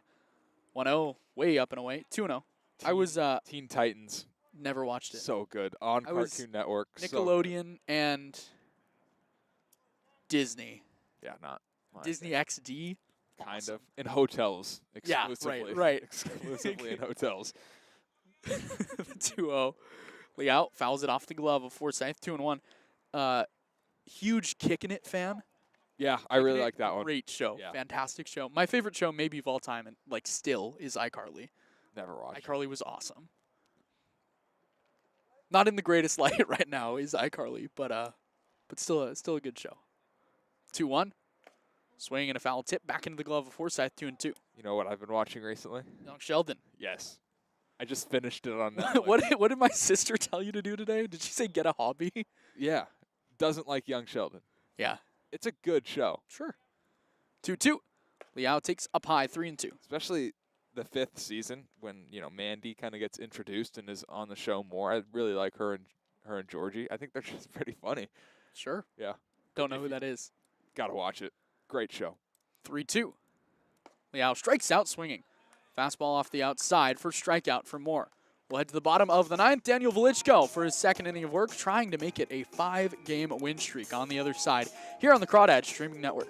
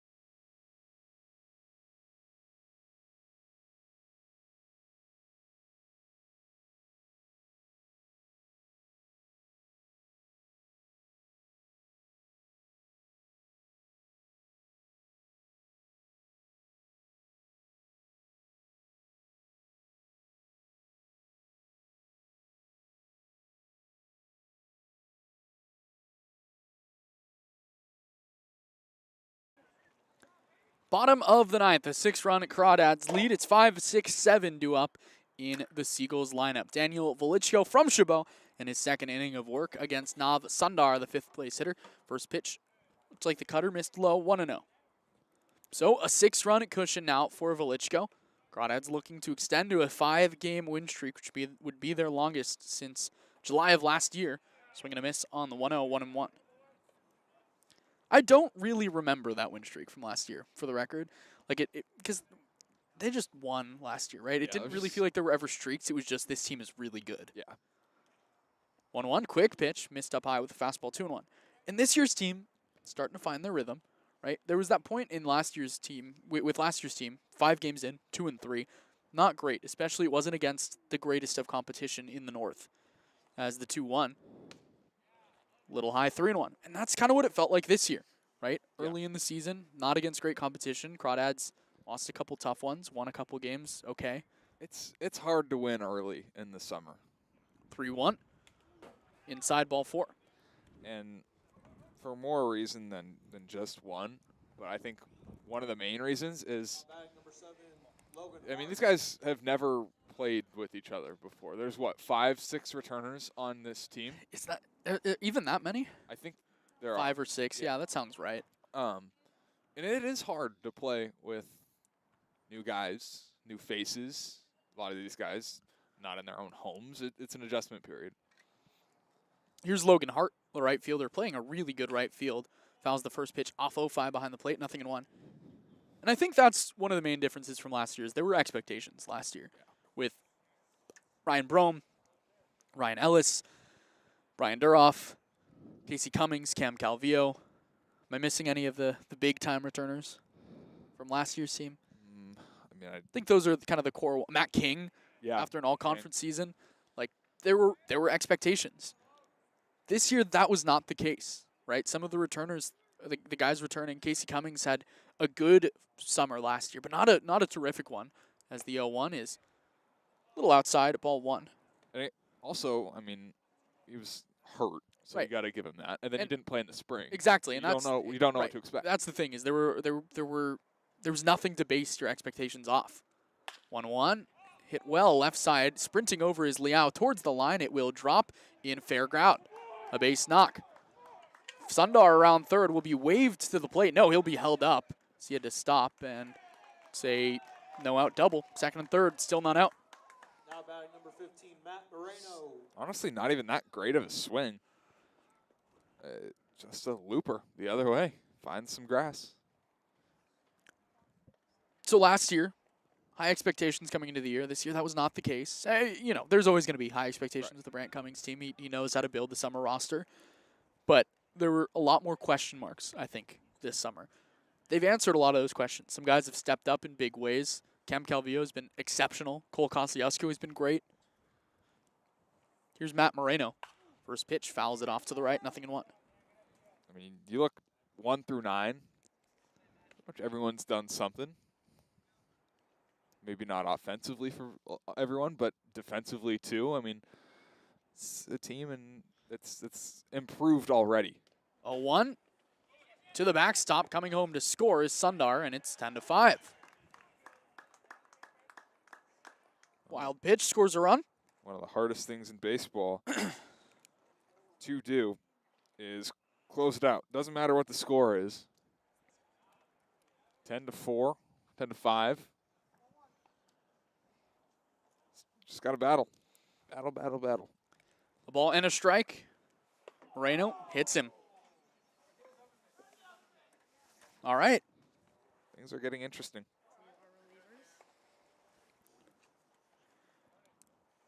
Here's Liam Forsyth. Now batting number 30, Liam Forsyth. Forsyth, 1 for 4, a single, pair of strikeouts, and a ground out. Velichko would love a ground ball here. Be big. Atom ball. Triple play. Sure. Right-handed hitter, Forsyth, waits for the first pitch, swing and a miss. 0-1.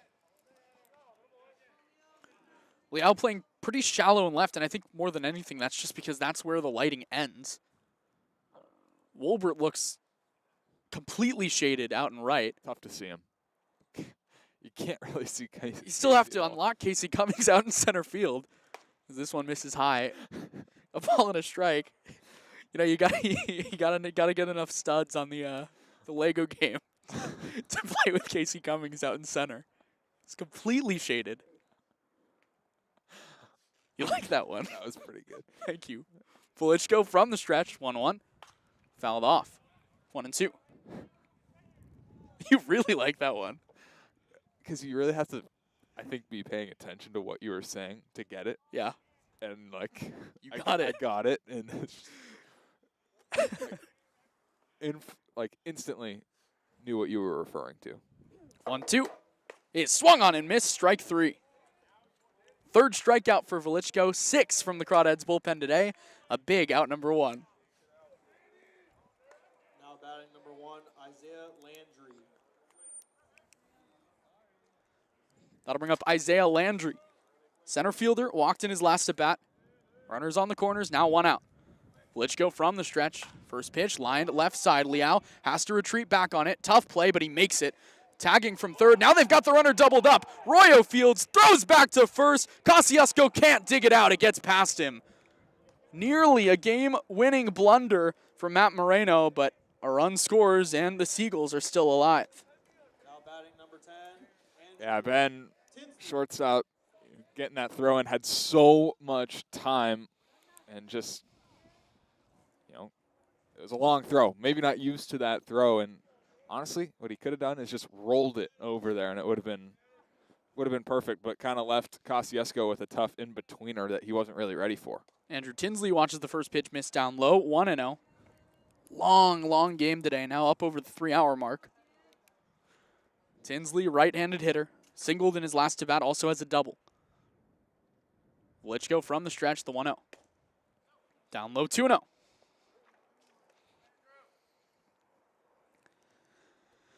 Two runs home in the inning. This is where that insurance back in the top half was big.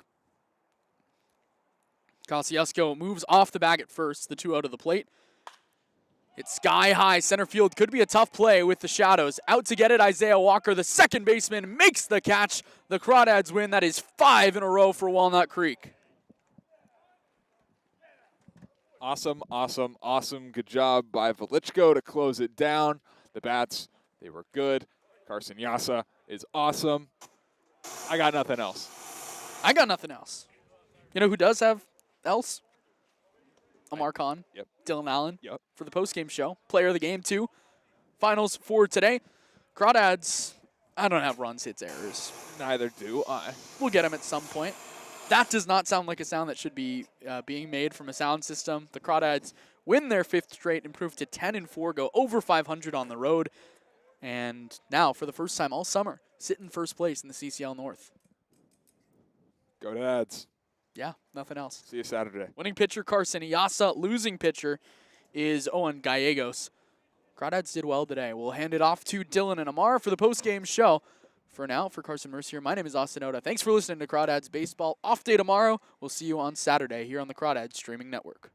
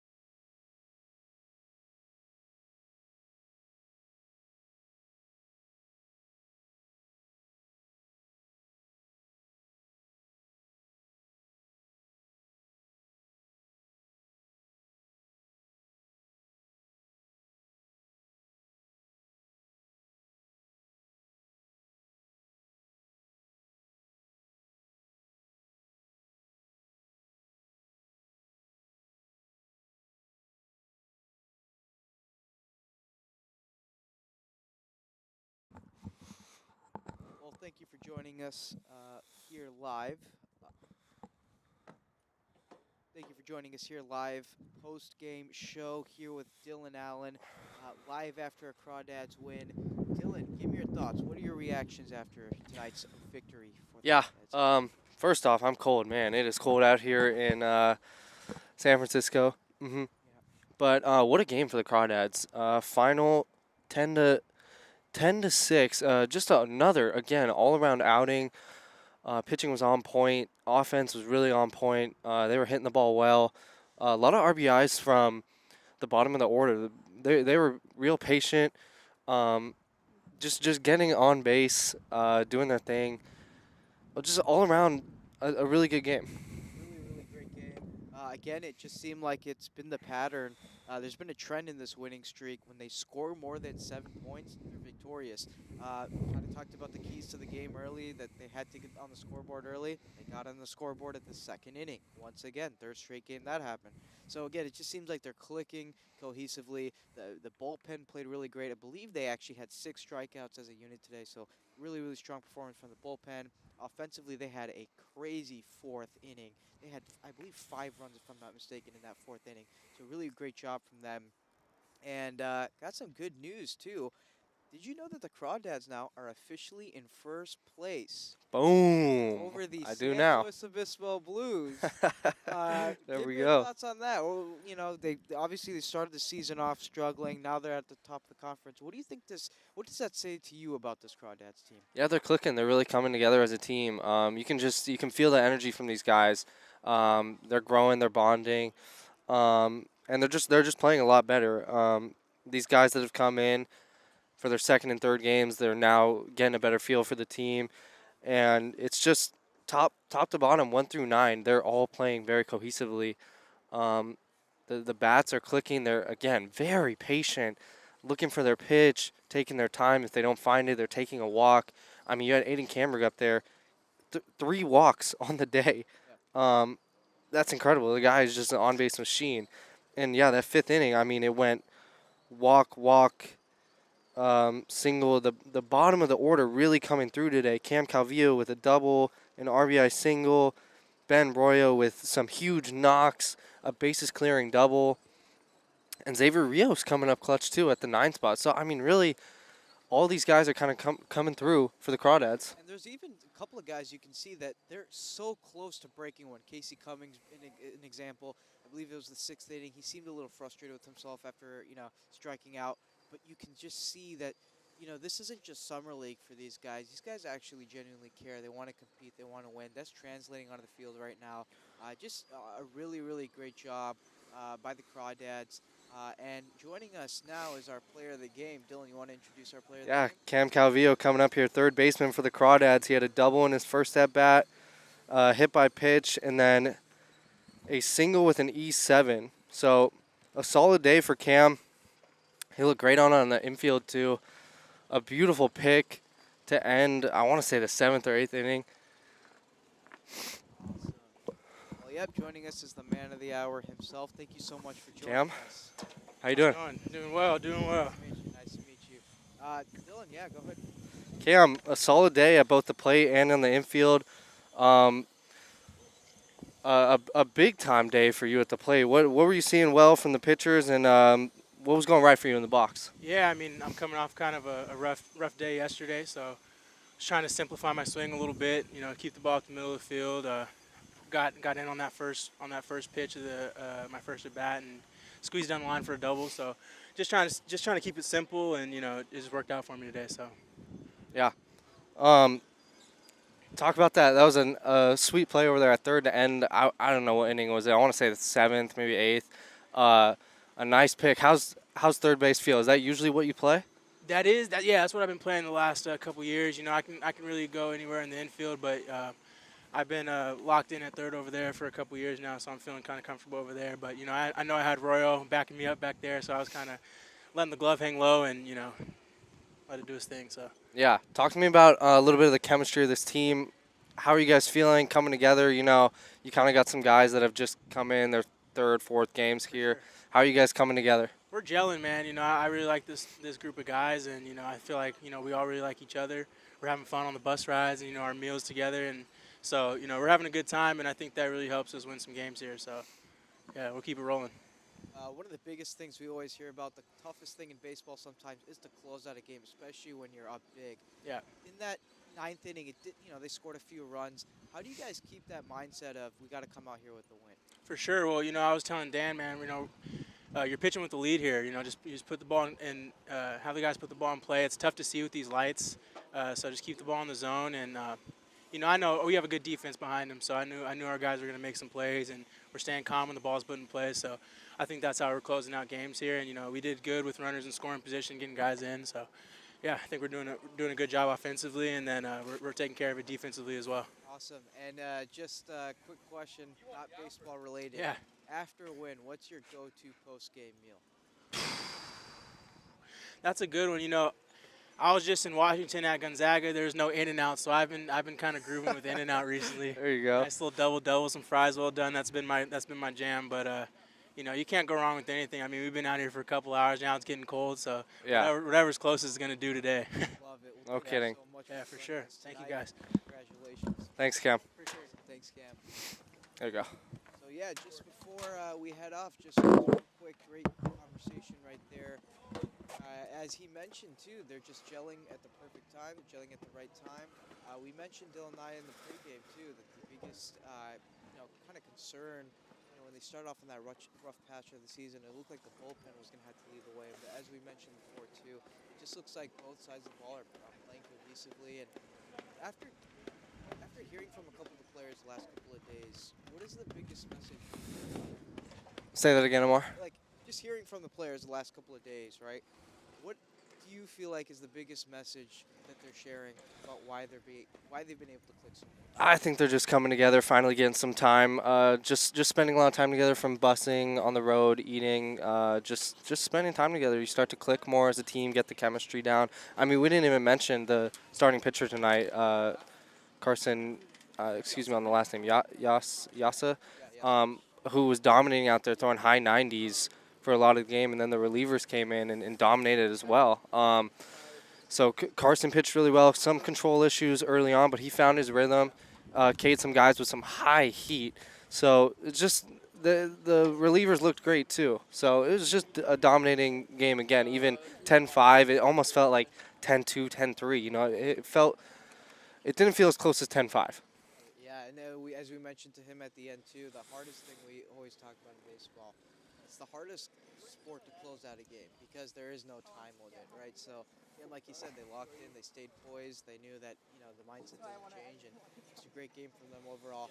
Absolutely, Ammar. Thank you for for joining us here live for another Walnut Creek Crawdads game, another Walnut Creek Crawdads win. They are officially at first in the conference. Dylan, any last words before we head out? Go Crawdads, keep it rolling. 6 games in a row. Go Crawdads, keep it rolling. I'm Ammar here live with Dylan Allen. Thank you for joining us.